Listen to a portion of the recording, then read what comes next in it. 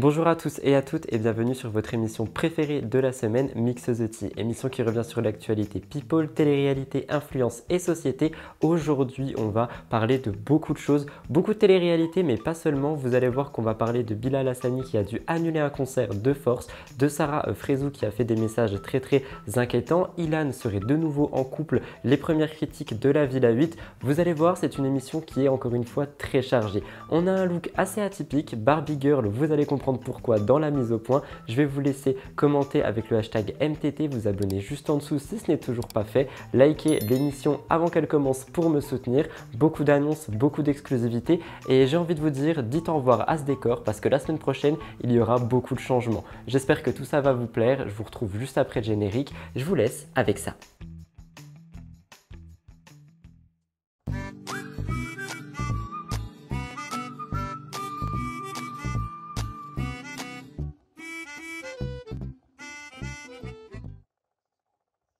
Comme je vous l'ai dit en introduction, cette semaine, je suis dans un état un petit peu particulier. Pourquoi? Parce que j'ai tout simplement un problème à l'œil droit, ce qui s'appelle un chalazion et ce qui me défigure en fait la paupière. Donc j'ai préféré porter des lunettes de soleil pour ce tournage, surtout que les lumières me font aussi mal aux yeux. Normalement, au moment où je vous parle, c'est en train de guérir, donc il se peut que la semaine prochaine, vous ne voyez plus ces lunettes de soleil. Mais pour ce faire, j'ai décidé de faire un petit thème Barbie Girl on the beach. Donc vraiment un thème assez estival et sur la plage qui me permet donc d'allier malheur et plaisir et de vous proposer ce look très haut en couleur. Vous me direz ce que vous en pensez dans les commentaires. Moi personnellement, j'aime beaucoup, mais je tenais aussi à préciser que ce genre de choses peut arriver à tout le monde et qu'il faut faire attention parce que ça peut être dû à une fatigue oculaire, donc portez vos lunettes et il y a plein d'autres facteurs. C'est quelque chose qui m'arrive beaucoup. Je l'ai déjà vécu au lycée et j'ai dû me faire opérer. Je touche énormément du bois pour que ça n'arrive pas cette fois-ci. Donc j'espère juste que ça va guérir tout seul, mais je vous assure, et je le pense parce que c'est en train de guérir au moment où je vous parle. D'ailleurs, si comme moi tu es sujet aux fatigues oculaires ou bien tout simplement aux carences, sache que j'ai un bon plan pour toi. Je suis maintenant parrain et partenaire avec la marque Cure, marque de compléments alimentaires très clean créée en France avec des emballages 100% recyclés et recyclables. Ce sont des compléments alimentaires qui vont en fait te permettre de pouvoir te sentir mieux dans ton corps et mieux dans ton esprit. Personnellement, ma cure est composée de 4 compléments alimentaires. Un pour les immunités, un pour le cerveau, un pour ma vision parce que en effet, j'ai les yeux très fatigués et c'est peut-être pour ça que j'ai déclenché ce chalazion et j'espère sincèrement que le petit code que je vais pouvoir te partager qui va te permettre d'avoir moins 30% sur l'ensemble du site pour les nouveaux clients va pouvoir t'intéresser. Comme je viens de te le dire, Cure c'est une box mensuelle qui te permet d'avoir des compléments alimentaires sur mesure et personnalisés. Tout se fait en ligne grâce à un diagnostic très poussé et très détaillé qui te permet de vraiment tout savoir sur tes besoins. Une recommandation t'est donc faite avec quelques compléments, les obligatoires comme j'aime les appeler et ceux qui seront affichés juste en dessous qui seront des compléments à rajouter si jamais tu veux vraiment compléter ta cure au maximum.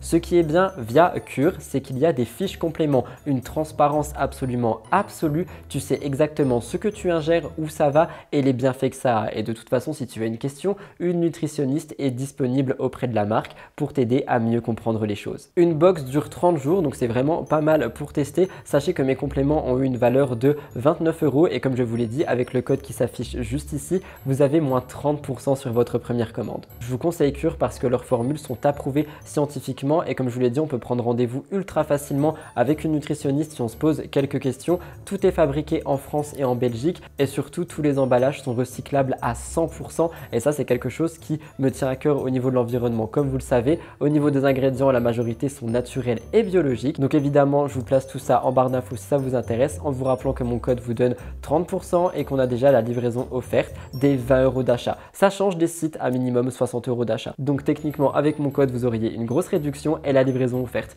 Passez par le lien en barre d'infos si ça vous intéresse. Je voulais vraiment me lancer dans l'aventure Cure, donc merci à eux de me faire confiance. Deuxième mise au point, la semaine dernière par rapport à l'actualité Virgile et Samzira, j'ai fait une petite bourde parce que je vous ai dit que Virgile avait un traitement d'1 fois par jour. Je me suis trompé et en plus je l'ai écrit dans mes notes, c'est 1 fois par mois, donc merci à toutes les personnes qui l'ont pointé en commentaire, mais je tenais quand même à le redire pour celles et ceux qui ne l'ont pas vu dans les commentaires. Donc Virgile a bel et bien un traitement 1 fois par mois et non pas 1 fois par jour pour son trouble bipolaire. Nous allons passer tout de suite aux stories de la semaine. Vous allez voir qu'elles sont deux. J'ai pu en trouver deux, surtout que je voulais vous parler d'une story en particulier et ensuite quelque chose s'est rajouté. Donc on va parler de ça tout de suite. Je vous retrouve après le jingle.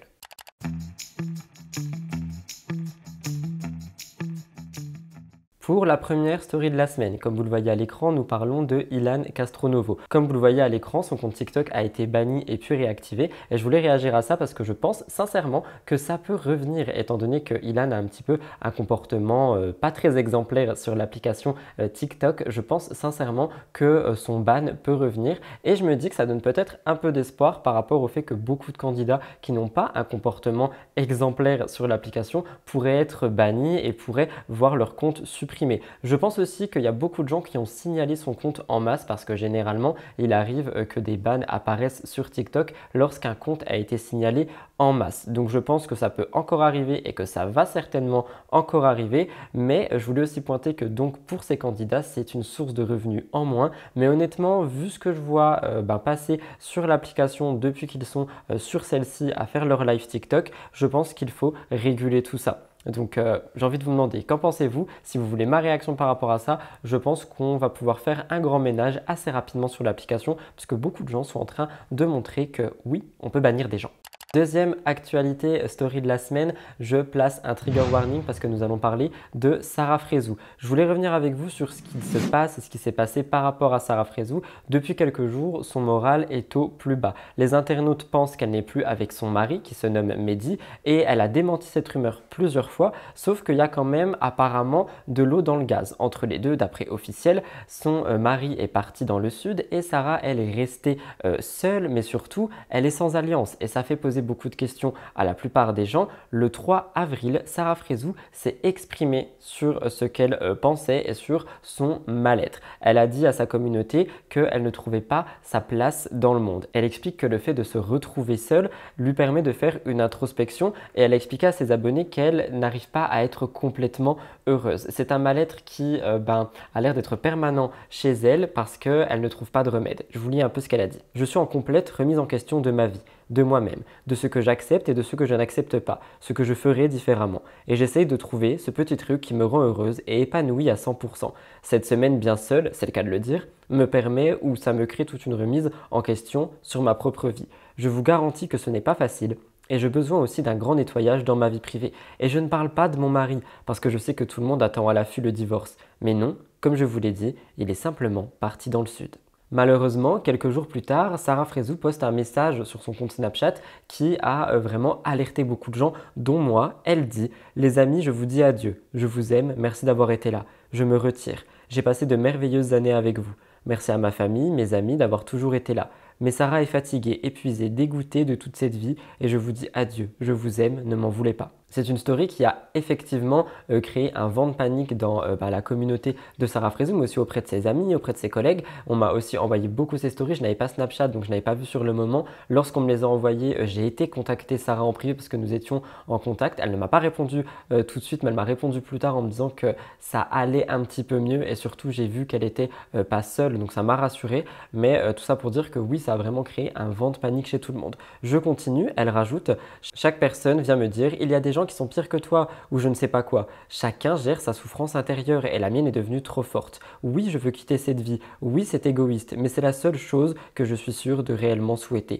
Ne m'en voulez pas encore une fois s'il vous plaît et ne soyez pas dans le jugement, respectez mon choix. » Comme vous l'entendez, c'est quand même très inquiétant et en effet, je ne pense pas qu'on puisse dire à quelqu'un qu'il y a pire que toi, il y a pire que ça, il y a pire, parce que je l'ai entendu d'ailleurs dans une vidéo de Shera Kerinsky, mais si on part comme ça, il y a pire en fait à chaque fois. Il y a toujours pire et dans ce cas, qu'est-ce qui est vraiment important? Qu'est-ce qui est vraiment une souffrance? On ne peut pas le définir. Sarah souffre à sa manière, elle souffre de quelque chose et elle en fait part. Je pense qu'on ne peut pas aller lui dire qu'il y a pire dans la vie, je pense simplement qu'on peut essayer de l'épauler. Après, attention, évidemment, heureusement, ça a l'air d'aller mieux aujourd'hui ou du moins elle est entourée, mais je place quand même ici le 3114, c'est un numéro vert si jamais vous avez besoin de parler pour ne pas faire une bêtise. J'ai écrit à Sarah, j'ai vu en DM, je n'en sais pas plus en détail. Par contre, Skyris TV a publié une story en disant que Sarah était pas seule. Elle était avec une connaissance à elle. Il a dit une connaissance à moi qui est très proche de Sarah Frézou est avec elle. Et cette personne a dit à Skyress, moi aussi je me fais bombarder de messages, mais pour le moment, je ne sais même pas quoi te dire. Elle est juste fatiguée et épuisée. Je pense que c'est une accumulation, mais il n'y a pas de suite. Te rassure, je suis avec elle là. J'envoie évidemment tout mon courage et toute ma force à Sarah Frézou en espérant que ça aille mieux dans les jours à venir. On peut ne pas l'aimer. On peut ne pas apprécier ce qu'elle dégage à la télé et tout ça, mais honnêtement, ça reste un être humain. Et non, j'oublie pas Aurélie Preston évidemment, mais faut séparer les choses. Il faut vraiment arrêter de tout remettre ensemble et de dire oui, mais elle a fait ça, donc peut-être qu'elle mérite. Personne ne mérite. Il faut arrêter. Donc tout mon courage à Sarah Frézou. C'était donc tout pour les 2 stories de la semaine. D'habitude, il n'y en a qu'une, mais franchement, j'avais quand même envie de réagir à ce qui se passe par rapport à Sarah Frézou. Je sais que vous auriez eu envie également, donc je l'ai placé là. J'espère que ça vous a intéressé. Et tout de suite, nous allons passer au top actu. T'es triste, ça se voit et tout. Ouais, je le sais les amis, hein, je suis la principale concernée. Hein. Mais bon, après ça reste du ressort du privé. Je vous dis sincèrement, j'ai pas envie de m'exprimer. Et s'il vous plaît, juste respectez ça en fait. Voilà. Donc, même quand ça va pas bien, dites alhamdoulilah, vous avez la santé, vous respirez, vous vivez. Même si des fois je sais que c'est dur et il y en a qui diront ouais non c'est trop dur, je m'en fous de ma santé. Non, je vous jure c'est très important. Donc voilà. Voilà, je tenais à dire un petit mot parce que c'est vrai qu'autour de moi, même mon entourage me dit tu t'en fous, tu réponds pas. Mais à un moment donné, c'est gavant en fait de voir vous inventer des vies. Avoir fait 2 interviews et dans 2 interviews, on me demande si je suis vraiment heureuse. Est-ce qu'on n'est pas séparés parce qu'on voit plus ma mec? Enfin, c'est relou quoi.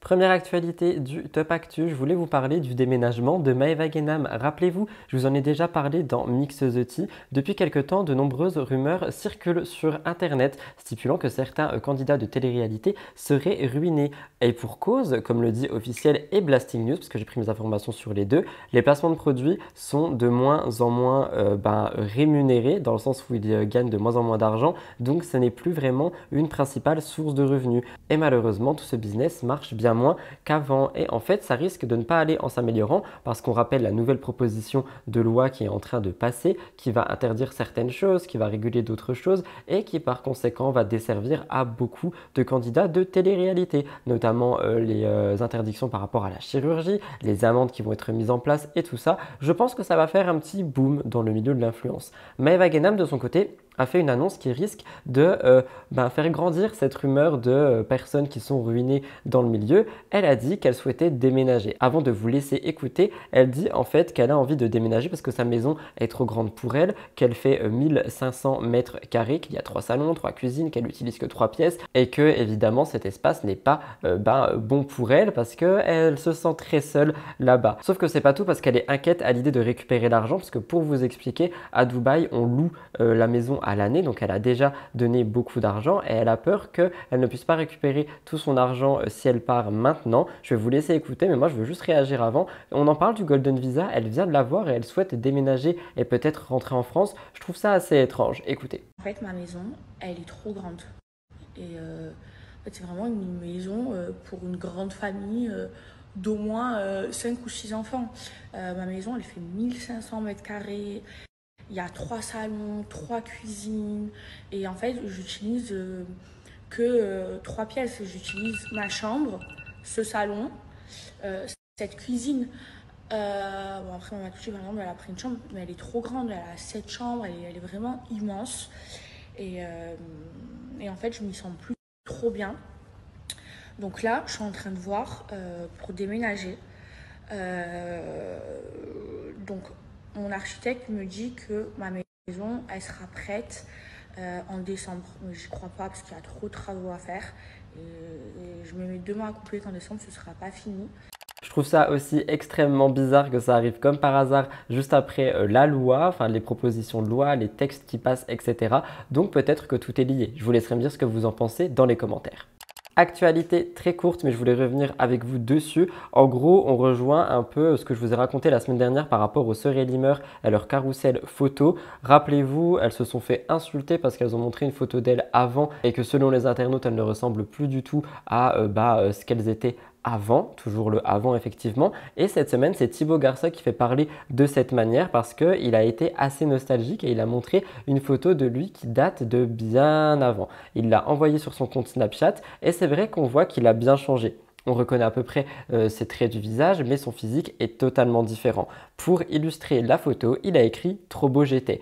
Et évidemment, ça a un peu choqué tout le monde parce que les gens ne le reconnaissent pas. Mais il faut savoir que Thibaut Garcia a fait des implants capillaires et qu'il me semble qu'il a aussi refait son nez. Exactement, il a fait une rhinoplastie. Donc, je trouve que c'est moins d'insultes quand même que ce que les sœurs Elimer ont reçu. Et je voulais le pointer parce que les sœurs Elimer ont vraiment reçu pas mal d'insultes. Au niveau de Thibaut, ça a été surtout des petites réactions ici et là. Et je rappelle que bientôt, grâce à cette fameuse loi dont on parle tous, la loi d'encadrement de l'influenceur, on sera obligé de dire quand on retouche nos photos et quand on met des filtres, même sur les posts. Donc j'ai hâte de voir ça. Personnellement, moi de mon côté, j'ai beaucoup utilisé Facetune dans mon passé parce que je complexais beaucoup. Sans raison, hein, j'avais des complexes qui n'avaient vraiment pas lieu d'être, mais ils étaient là. Celui que j'ai aujourd'hui est évidemment différent et il me fait beaucoup complexer et il est vraiment là. Mais c'est pour vous dire qu'aujourd'hui, je suis content parce que je me suis vraiment détaché de ça, des filtres, etc.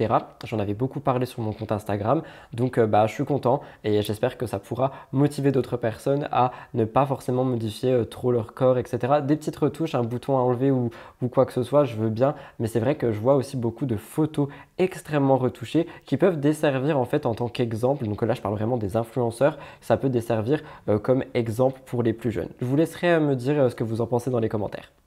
Hors télé-réalité, je suis allé piocher mes informations sur le média Gens d'Internet et en fait, ce média revient sur quelque chose qui va se passer sur YouTube et qui se passe chaque année. Depuis 2016, YouTube organise les créatrices de contenu sur la plateforme via un programme qui s'appelle Elles font YouTube. C'est uniquement dédié aux créatrices et je trouve ça incroyable de les mettre en avant. Depuis plus de 6 ans, il y a 90 événements qui ont été organisés et il y a plus de 1150 vidéastes femmes qui ont pu être épaulées par toutes les équipes de YouTube France. On pouvait lire parce que la mission de YouTube est de permettre à chacune et chacun de faire entendre sa voix et de partager sa vision du monde avec le plus grand nombre. Le programme Elles font YouTube a été lancé avec le but de construire ensemble une plateforme plus inclusive. L'année dernière, on pouvait d'ailleurs retrouver une youtubeuse que je suis et que j'apprécie beaucoup, qui est une youtubeuse transgenre, Liana. Je vous mettrai sa chaîne en barre d'infos si ça vous intéresse. Et il y avait aussi Océane Amsler une fois dans Elles font YouTube. Et je trouve que c'est un programme vraiment gratifiant et qui permet vraiment de mettre en avant en fait les femmes créatrices sur YouTube et je trouve ça incroyable. Pour 2022, YouTube a décidé de donner la parole à des créatrices afin de partager leurs meilleurs conseils à celles qui suivent leur contenu. Et en fait, c'est ultra gratifiant. Je trouve, on pouvait lire l'objectif de ce partenariat innovant est d'aider le plus grand nombre de femmes créatrices en renforçant le soutien que YouTube leur apporte depuis de nombreuses années individuellement. Et cette année, il se passe autre chose. C'est un cycle de 4 masterclass qu'on va pouvoir retrouver et la créatrice de contenu Alix Grousset, que j'aime particulièrement, est à l'animation de chacune de ces masterclass et je trouve ça ultra gratifiant pour elle de passer de vidéaste à animatrice, surtout que c'est vraiment quelque chose qui me semble elle apprécier. Et le but va être de montrer comment est-ce qu'on se professionnalise sur YouTube. Alix sera entourée de Louise Aubray alias My Better Self pour la première table ronde, j'ai envie de dire.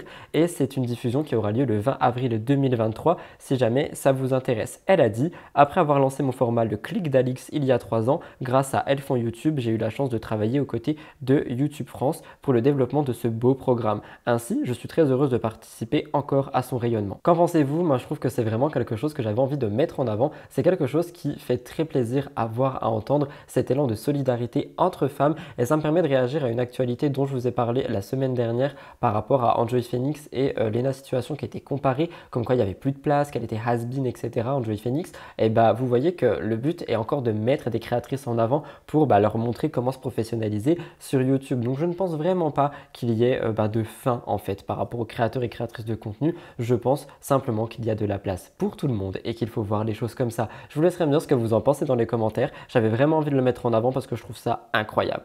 On va parler de Bastos et Shogun et leur vidéo qui a un peu choqué. Je place un trigger warning. C'est quelque chose qui a fait énormément parler cette semaine. Et en fait, dans cette vidéo, Bastos et Shogun donnent des noms de candidats qui auraient été virés des programmes pour telle ou telle raison. Par exemple, Bastos dit que c'est parce qu'il avait fait des vidéos off de cette émission et que ces vidéos auraient fait plus de vues que les émissions elles-mêmes et par conséquent, ça n'aurait pas plu aux productions. Mais cette fois-ci, c'est Vincent Shogun qui va aussi faire pas mal de révélations. On rappelle que Shogun avait dernièrement fait parler de lui parce que il y a eu son aveu qui a été mis en avant sur le plateau Aja. Je vous ai tout expliqué, je ne vais pas en reparler ici. Mais bref, pour en revenir à la vidéo de Bastos, ils font tous les deux parler parce qu'ils parlent des candidats blacklistés des programmes selon certaines raisons. Pour expliquer les raisons de tout ça, Bastos a pu contacter un blogueur, Jeff Lang de VIP, qui lui a donné une liste. Je vais revenir un petit peu sur ça avec vous. Vincent a révélé qu'il a été lui-même banni parce qu'il prenait beaucoup de drogue. Il a avoué ne pas comprendre pourquoi Julien Bert a pu refaire des programmes alors que tout simplement Vincent Shogun, lui, n'a pas pu en refaire. Et Bastos dit que peut-être ils avaient besoin d'un exemple à montrer comme quoi il y a une arrestation, patati patata, et qu'on reprend plus les gens qui ont des problèmes de drogue. Apparemment. Suite à ça, Bastos et Vincent ont également balancé que Gabano aurait été viré des programmes parce qu'il avait un comportement ingérable. C'est quelque chose dont j'avais déjà entendu parler, mais aussi parce qu'il avait emmené une quantité de drogue sur les tournages. Ils ont évidemment parlé de Ilan qui apparemment lui donnait des informations aux blogueurs pour ne pas que les blogueurs le mettent dans la sauce sur les réseaux sociaux. Donc en fait j'ai envie de vous dire que j'ai l'impression que tout le monde se tient d'une manière ou d'une autre par des informations, des photos, des machins, des bidules et que c'est la raison pour laquelle il y a des gens qui parlent, il y a des gens qui parlent pas, il y a des informations qui sortent, tout ce genre de choses. Et j'ai vraiment l'impression que dans ce milieu tout le monde se tient entre eux. Je sais pas ce que vous en pensez.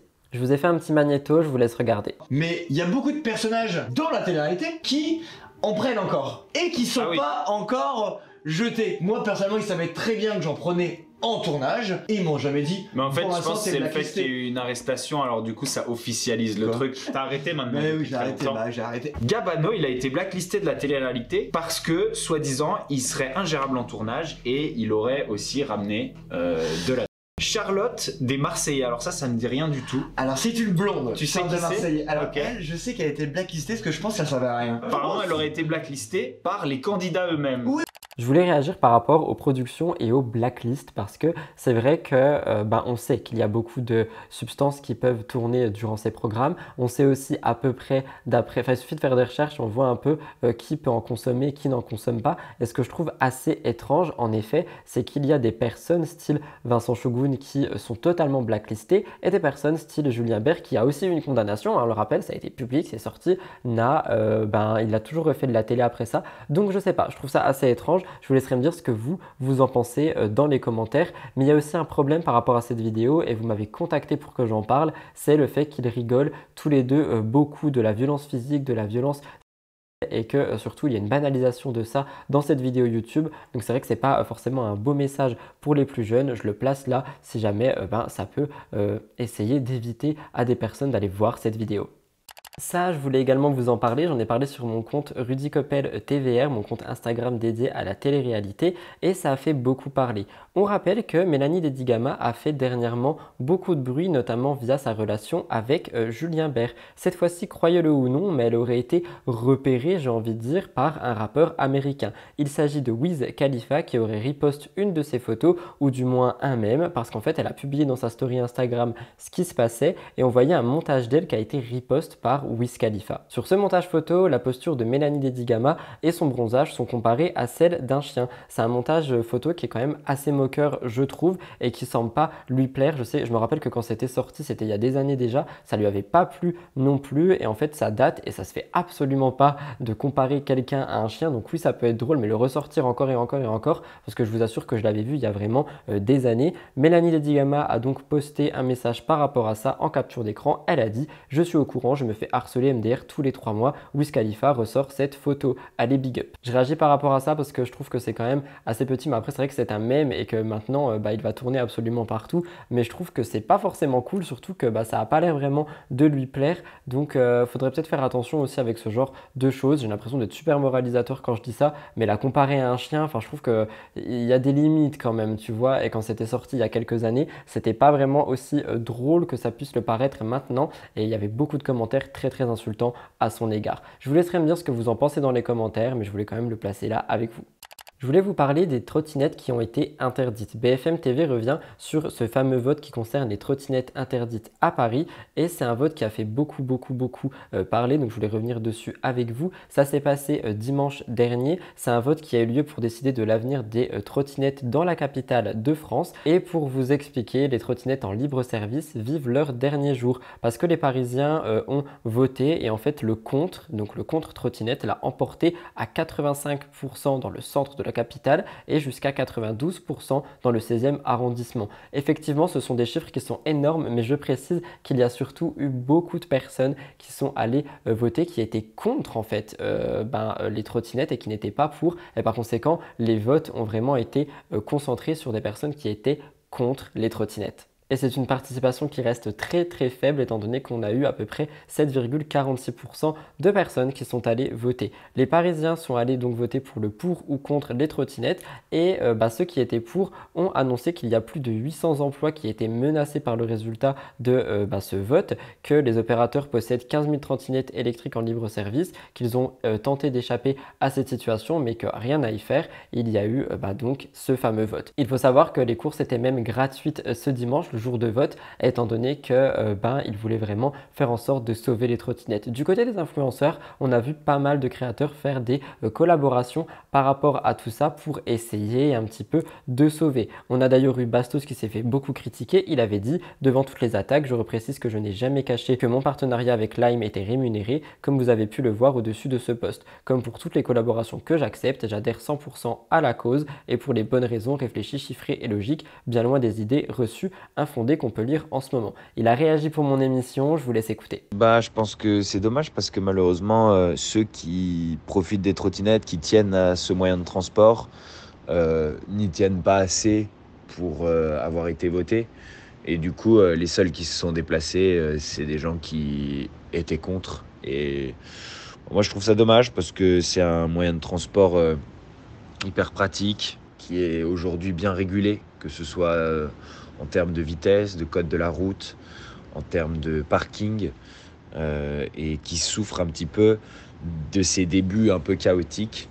Mais ça permet de désengorger le métro, c'est 3 fois moins polluant qu'un scooter, ça fait 20 fois moins d'accidents qu'un scooter. Je vais dire au début d'un nouveau moyen de transport, c'est comme au début d'une nouvelle app, c'est comme au début de n'importe quoi. Genre, il y a toujours des excès, il y a toujours des débordements, c'est toujours un peu le chaos. Et puis petit à petit, ça se régule. Et ça fait de le sanctionner si vite, en fait, et de pas avoir laissé le temps à ce truc-là de se réguler, de devenir un petit peu plus safe, de souffrir un petit peu moins des abus. Parce que Paris, avec peu importe quel moyen de transport moins polluant que les voitures, moins bruyant que les voitures, moins dangereux que les scooters, moins polluant que les scooters, ça serait un meilleur Paris, quoi. Et le fait aussi que les votes puissent pas se faire par Internet, quoi. Genre, je veux dire, qui a envie de se lever le dimanche matin pour aller voter? Déjà, les gens, ils se lèvent pas pour la politique, alors tu crois qu'ils vont se lever pour sauver les trottinettes? Genre, c'est une galère. Je vous demanderai qu'en pensez-vous et on passe à la prochaine actu. On en a déjà parlé à travers mes émissions plus d'une fois, le business du Ramadan par rapport aux candidats de télé-réalité, Maëva Guénam et tout ça. Et depuis cette annonce, en fait, beaucoup de gens sont là à critiquer Maëva Guénam sur tous ses faits et gestes. Cette fois-ci, Samzira s'en prend à elle, Maëva a réagi, je vous laisse écouter. Pas tort, Jinda, elle dit plein de choses vraies, mais par contre, on peut se poser une question que je trouve légitime. On peut se demander pourquoi Maëva décide en 2021 de faire le Ramadan comme elle le dit pour la première fois, donc à 24 ans, maintenant qu'elle est médiatisée. Alors qu'elle dit que c'est pas dans sa culture, elle a pas grandi comme ça. Bref, mes bébés, par rapport à ce qu'il a dit Samzira et lui, je vous le dis clairement, je peux plus me le voir. Je vous jure, j'arrive pas. Il ouvre toujours sa bouche pour dire de la merde. Je me suis jamais cachée. Genre moi, j'ai pas grandi. Ma mère, elle m'a pas élevée dans la religion. C'est-à-dire que ma mère, quand j'étais petite, elle faisait pas la prière, elle m'a pas appris à faire la prière. J'ai jamais fait le Ramadan de ma vie, mais genre moi je n'ai pas, mais le soir on allait tous manger chez ma grand-mère. Ma grand-mère elle préparait des grands tours et genre je faisais le Ramadan genre peut-être le premier jour, mais J'ai jamais été élevée genre religieusement. Maintenant, il n'y a pas que ma mère qui m'a élevée. Il y a c'est ma mère et ma grand-mère aussi qui m'a élevée. Comme vous l'avez entendu, il lui reproche, comme d'autres, qu'elle parle trop sur ses réseaux sociaux de Ramadan, de religion et tout ça, alors qu'avant, elle ne le faisait pas. Et c'est vrai qu'ils sont aussi revenus sur le business caché du Ramadan sur l'émission Aja. Comme vous l'avez entendu, Maëva a elle répondu que quand elle était petite, sa mère ne faisait pas la prière, elle ne lui a jamais appris, que c'est sa grand-mère qui lui a donné un peu cette culture, et c'est surtout en grandissant qu'elle s'est intéressée à tout ça en fait, sa religion, sa culture et donc le Ramadan. Je vous laisserai me dire ce que vous en pensez, n'hésitez pas à me dire votre avis en commentaire par rapport à ça. Moi, je l'ai déjà dit, je pense que oui, il y a en effet un gros business qui peut être derrière les fêtes religieuses sur les réseaux sociaux, notamment avec le Ramadan, avec Noël, avec Pâques et tout ça. Mais je pense aussi qu'il y a des gens qui veulent tout simplement trouver leur foi, avoir la foi et exprimer leur foi. Et pour le coup, peut-être que c'est ce que Maëva Guénam fait. C'est pas pour la défendre parce que je le ressens beaucoup aujourd'hui, mais enfin voilà, moi je pense qu'il faut aussi essayer de comprendre les gens et de comprendre que par exemple, elle n'a pas eu la même éducation que peut-être d'autres personnes qui pratiquent le Ramadan. Et d'ailleurs, je crois qu'on ne dit pas pratiquer, on me l'avait dit dans les commentaires, donc qui font le Ramadan. Dernière actualité du Top Actu, les révélations de mariés au premier regard. Alors j'ai trouvé cette actu sur Officiel, c'est quelque chose qui m'a totalement choqué parce que vous le savez, je suis fan de Mariés au premier regard. Je voulais en partager avec vous. Si ça s'avère être vrai, sachez que je suis ultra dégoûté. Comme je vous l'ai dit, dans la nouvelle saison, il y a déjà beaucoup de choses qui se passent. Première émission, on a Fabrice et Annabelle qui ont un énorme coup de foudre. Un autre couple a fait parler de lui sur internet, Léa et Emmanuel. Et en fait, il y a eu une alchimie entre les deux qui n'était pas vraiment là. Mais si on regarde un peu plus les épisodes, on se rend compte que l'amour est en train de se créer. Cette fois-ci, c'est un ancien participant qui a pris la parole par rapport au programme. Il s'agit de Benoît Michaud et en fait il s'est confié pour Le Figaro. Il était compatible à 87% avec une certaine Nathalie selon les experts. Malheureusement, ils se sont dit oui le soir du mariage, mais leur union n'a duré que quelques mois. Pour vous citer, il a dit « C'était une des meilleures saisons du programme parce que nous étions totalement spontanés. C'est la seule saison où les candidats ont participé à un casting et à des tests de personnalité sans connaître le concept. Nous n'avons su qu'au dernier moment qu'il allait falloir se marier pour rencontrer notre moitié. Après, sur le choix de la personne que j'ai rencontrée dans l'émission, je ne suis pas du tout d'accord avec la compatibilité. » En gros, ce qu'il veut dire, c'est que apparemment la compatibilité aurait pu ne pas être vraie, qu'il y aurait pu avoir un bug là-dedans et que surtout ça aurait pu être quelque chose qui aurait été marketing. Pour vous citer, les experts n'interviennent jamais. Nous n'avons pas d'accompagnement psychologique. Nous avions l'impression que les experts étaient là pour incarner et apporter une légitimité scientifique à l'émission aux yeux des téléspectateurs. J'avais trouvé que Stéphane Edouard était le plus impliqué. C'est lui qui m'a le plus aidé et soutenu. Je voulais revenir par rapport à ça avant de vous lire la suite parce qu'en effet, j'ai déjà lu plusieurs fois que les experts ne seraient pas forcément les personnes les plus bienveillantes du monde. Alors attention, je n'ai pas de preuves, j'ai juste entendu ça et j'ai entendu principalement que Estelle jouerait un énorme rôle devant la caméra, mais c'est vrai que je n'ai jamais connu ce Stéphane Edouard, je ne regardais pas à ce moment-là,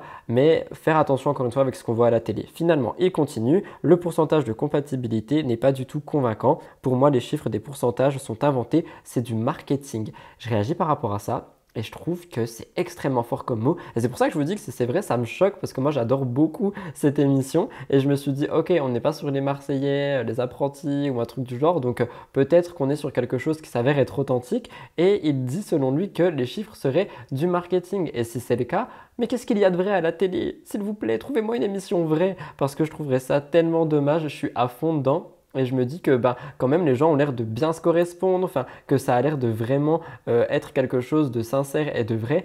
Et pourtant, d'après cet ancien candidat, on ne dirait pas. Je vous laisserai me dire ce que vous en pensez si vous regardez Mariés au premier regard. Personnellement, ça m'a vraiment attristé. Donc j'espère que c'est juste un ancien candidat qui n'est pas vraiment content ou que les choses ont évolué depuis son passage dans l'émission. C'était donc ça pour le Top Actu. Nous allons tout de suite passer au cœur de l'actu.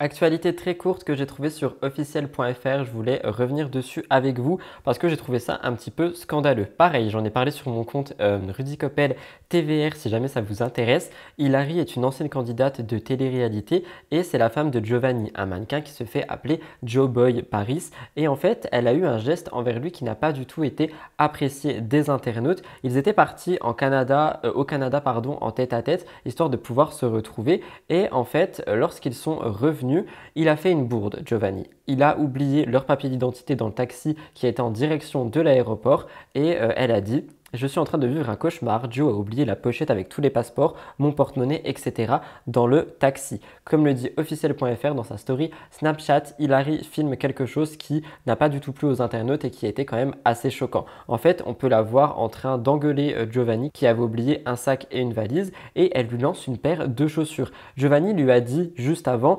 envoie les chaussures de Milo. Mais lui envoyer de la sorte, moi je trouve que ça ne se fait pas. Hilary s'est exécutée au premier degré. C'est une scène qui n'a absolument pas du tout plu aux internautes et je peux comprendre pourquoi. Tout le monde a commenté la publication et ils ont dit qu'il y avait un énorme manque de respect de la part de Hilary envers son mari. Je vous laisse regarder. De nouveau, Joe avait perdu ça. Il avait oublié la valise et le sac. T'as qu'à le prendre, c'est sûrement qu'il a dû le prendre. T'es sérieux ou quoi? Quand je te dis je le prends, tu me dis non? Envoie les choses de Milo. S'il te plaît.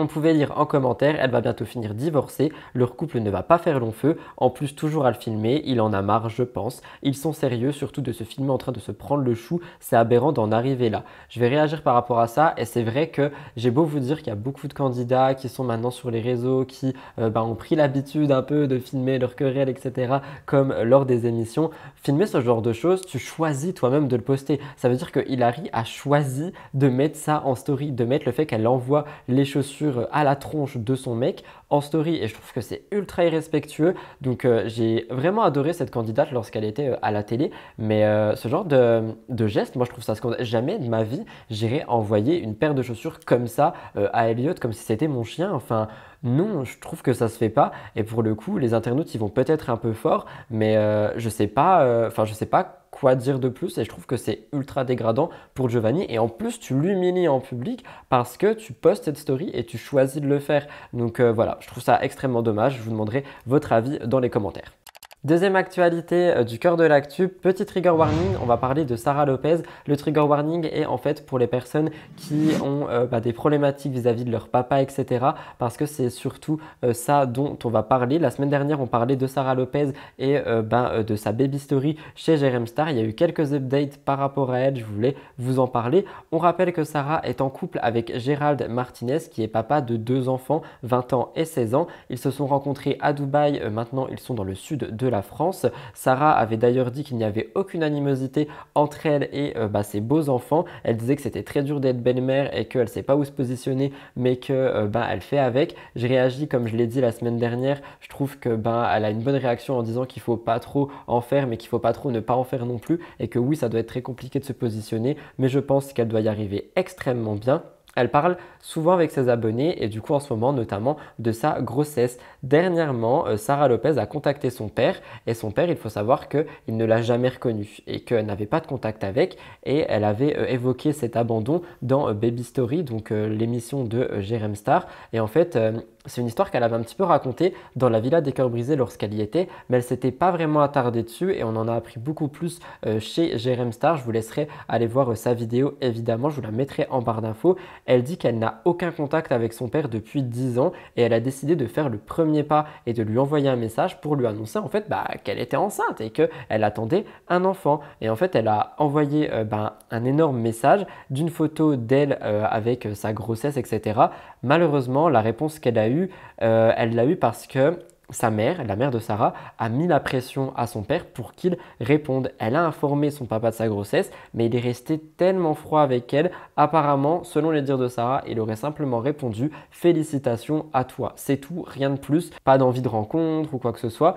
D'un côté, c'est très touchy en fait comme histoire, c'est un sujet qui est très délicat. D'un côté, j'ai envie de dire que si le père ne veut pas de contact, au moins il a répondu, il a été poli, etc.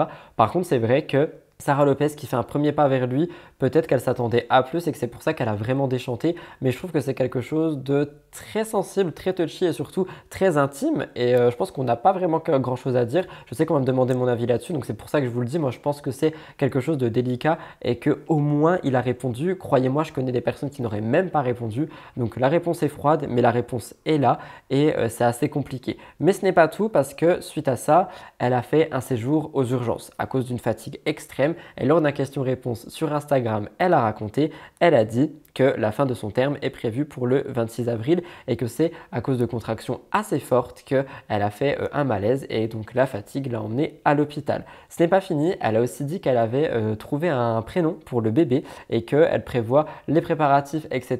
par rapport aux réseaux sociaux, que du coup sa communauté va pouvoir suivre tout ça avec elle. Et je pense que c'est une bonne chose si jamais elle veut le montrer, que de le préparer, ça évitera un grand stress. Et surtout, elle a avoué qu'elle avait déjà quelques contractions comme je viens de vous le dire. Et moi, quand j'ai vu ça, je me suis demandé si c'était pas un peu tôt en fait, sachant qu'elle accouche le 26 avril. Là, je filme le 6 au moment où je vous parle. Est-ce que pour les personnes qui ont eu des enfants qui me regardent, les contractions peuvent arriver une vingtaine de jours avant? J'y connais rien honnêtement et j'aimerais bien avoir votre avis dans les commentaires. Elle affirme que les douleurs sont encore supportables pour le moment. Quoi qu'il en soit, elle est dans sa dernière ligne droite de grossesse, donc moi je lui envoie tout mon soutien et tout mon courage parce qu'elle est assez inquiète. Elle dit, et je finirai là-dessus, j'ai trop hâte, mais la seule chose que j'appréhende c'est le jour J. Tout mon courage à Sarah Lopez et du coup dans 20 jours elle sera maman et j'ai hâte de voir ce que ça va donner, vraiment.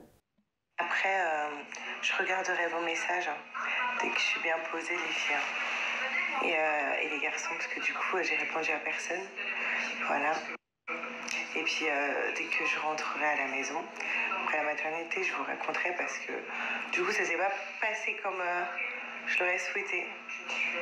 Puis elle est née quand même 20 jours avant terme, donc voilà. Là il est en train de préparer son petit endroit pour dormir. C'est ça. Parce que là, il y a le petit lit.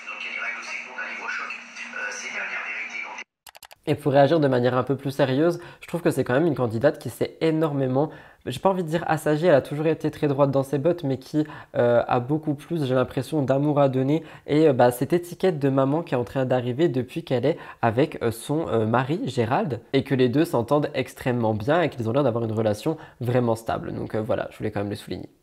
Ça, je voulais trop le partager avec vous, c'est quelque chose qui est extrêmement court, mais franchement, je trouve que c'est une annonce à faire. Shrek va être de retour. En effet, les patrons du studio Illumination et aussi le partenaire créatif de DreamWorks ont révélé que des négociations étaient en cours avec les acteurs originaux de la série Shrek. On rappelle que Shrek 4 s'appelait Il était une fin, mais pourtant une suite serait prévue. 22 ans après le premier Shrek, oui, j'ai bien dit 22 ans, ça fait long. Shrek 5 est sur le point de voir le jour apparemment. C'est ce qu'a annoncé Chris Meledandri, le président des studios Illumination et le partenaire créatif de DreamWorks. Dans les colonnes du magazine Variety, il a donné plus de détails par rapport à Shrek 5. D'après la production, Mike Myers, Cameron Diaz et Eddie Murphy, qui donnaient leur voix au personnage de Shrek, Fiona et Lan, seraient partants pour revenir. On note que ce ne sont que des pourparlers pour le moment, mais imaginez si on peut retrouver tout le monde comme avant, ça serait incroyable. Ils disent, nous prévoyons le retour des acteurs, nous en sommes au début des discussions, mais selon les dernières informations, les acteurs sont très enthousiastes à l'idée de revenir. Parmi le casting, Eddie Murphy dit qu'il voit même un nouvel univers par rapport à tout ça, que peut-être on pourrait voir les enfants grandir, parce que bon, ça fait quand même 22 ans que ça a passé, donc peut-être que les enfants ont grandi si on veut faire une suite à tout ça, et on pouvait entendre et lire. Si DreamWorks me propose un autre Shrek, j'accepte en 2 secondes, j'adore Lan. Quand ils ont fait un film sur le chat Poté, je me suis dit qu'ils auraient dû faire un film sur Lan. Il est plus drôle que Poté, je l'adore, mais Lan est plus amusant. Et du coup, j'ai envie de vous poser une question, est-ce que vous pensez qu'un spin-off concernant juste Lan pourrait être possible? Ça serait incroyable. Quant au contenu du film Shrek 5, il devrait faire plaisir aux fans. J'ai pu retrouver cette information. Le processus n'est pas si différent de celui que nous avons choisi de suivre pour Mario, qui consiste à trouver les éléments de base, ce qui forme le noyau, ce que les fans ont aimé, et de faire de notre mieux pour honorer cela. Ensuite, on travaille dur pour construire des éléments d'histoire et de nouveaux personnages qui nous emmènent dans des endroits inédits. Est-ce qu'on peut s'attendre à voir les enfants de Shrek et Fiona? Est-ce qu'on peut s'attendre à un spin-off concernant uniquement Lan? Nous verrons ça, j'ai hâte de voir ce que ça va donner.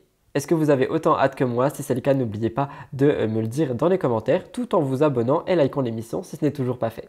On en a déjà parlé durant mes vidéos, mais le retour de Love Island va très prochainement se faire sur la télévision française, notamment W9, mais vous allez voir aussi M6. Il y a des nouvelles choses qui arrivent, je voulais en parler avec vous. Je connaissais absolument pas cette émission. En me renseignant pour faire mes vidéos et mes propres émissions, j'ai pu voir un petit peu ce qu'était Love Island et je vous avoue que ça me donne beaucoup envie. C'est un célèbre programme de télé-réalité qui va faire son retour en France. Il y a eu une première saison sur Prime Video. C'est une émission qui a connu un énorme succès dans plus de 26 pays et qui a conquis des millions de téléspectateurs parce que c'est un concept qui est assez attractif et original. Pour vous expliquer, dans Love Island, des jeunes femmes et des jeunes hommes, les Icelanders, sont enfermés dans une villa pendant plusieurs semaines. Leur objectif est de trouver l'amour en faisant des rencontres, en faisant des bisous, en se confrontant à des défis, mais aussi en se séparant et en éliminant les autres candidats. Donc c'est vraiment un mix de tout ce qu'on connaît déjà et de tout ce qui personnellement, moi, m'anime quand je regarde la télé-réalité. En plus de ça, le public est beaucoup sollicité par rapport à cette émission. Je vais vous expliquer un petit peu. Premièrement, ils votent pour sauver leur couple préféré et évidemment, les gagnants remportent une somme d'argent parce qu'il faut bien qu'ils soient motivés par quelque chose, ces candidats. Saison 1, Prime Video, on a pu avoir Nabila comme présentatrice. C'est une saison qui a dû être arrêtée à cause du Covid, malheureusement, mais une nouvelle saison arrive sur notre télévision française. On a eu une conférence de presse à propos de ça le mardi 4 avril et on a eu des révélations par rapport à toutes les nouveautés du programme. Les téléspectateurs pourront découvrir cette nouvelle saison le 24 avril prochain sur M6 en 2 parties pour le début de l'émission et suite à ça, la quotidienne sera sur W9. Je comprends pas trop pourquoi est-ce qu'ils mettent ça sur 2 chaînes différentes, mais soit. Ne vous attendez pas forcément à retrouver des visages que vous connaissez parce qu'apparemment, ils sont vraiment allés chercher dans les anonymes. Attention, parce que quand on entend anonyme avec la Villa des Cœurs Brisés, on se rend compte qu'il y a quand même des gens qu'on connaît déjà. Mais cette fois-ci, la production insiste, ce sont vraiment des anonymes. Ils ont été faire des castings sauvages avec plus de 6500 candidatures. C'est énorme. Les profils sont des jeunes et comptent notamment une infirmière amoureuse des oiseaux, un footballeur professionnel très à l'aise avec son physique. On aura un petit peu de tout d'après ce que j'ai pu lire. Qui dit nouvelle saison, dit aussi nouvelle présentatrice. Ce qui me permet de lier en parallèle une autre actualité que j'ai vu passer par rapport à TPMP. En effet, apparemment, l'animatrice de cette nouvelle saison de Love Island serait Delphine Westpizer, j'espère que je le prononce bien, qui est une célèbre chroniqueuse de TPMP. Elle prendrait les rênes de l'émission en tant que grande sœur et animatrice du programme. On rappelle que Delphine est une chroniqueuse énormément aimée, c'est une figure emblématique de la télé. Elle a été élue Miss France en 2012 et ça lui a permis de se faire connaître du grand public. J'ai aussi vu des gens réagir dans mon compte Instagram me disant que ça les embêtait beaucoup que ça soit Delphine. Je ne sais pas si elle a vraiment des polémiques à son actif ou juste si c'est un avis subjectif. Si jamais vous avez des choses à me dire dans les commentaires par rapport à elle, parce que moi quand j'ai cherché, j'ai pas forcément trouvé de choses très négatives, mais c'est vrai que depuis 2018, elle est très active dans l'émission Touche pas à mon poste présentée par Cyril Hanouna et avec Love Island, elle se lance un nouveau défi parce qu'elle va animer toute la saison. Et effectivement, c'est un défi parce qu'on rappelle qu'en tant qu'animatrice, elle sera aussi grande sœur, elle va donner des conseils et tout ce genre de choses, tout ce que Nabila a fait sur Prime Video.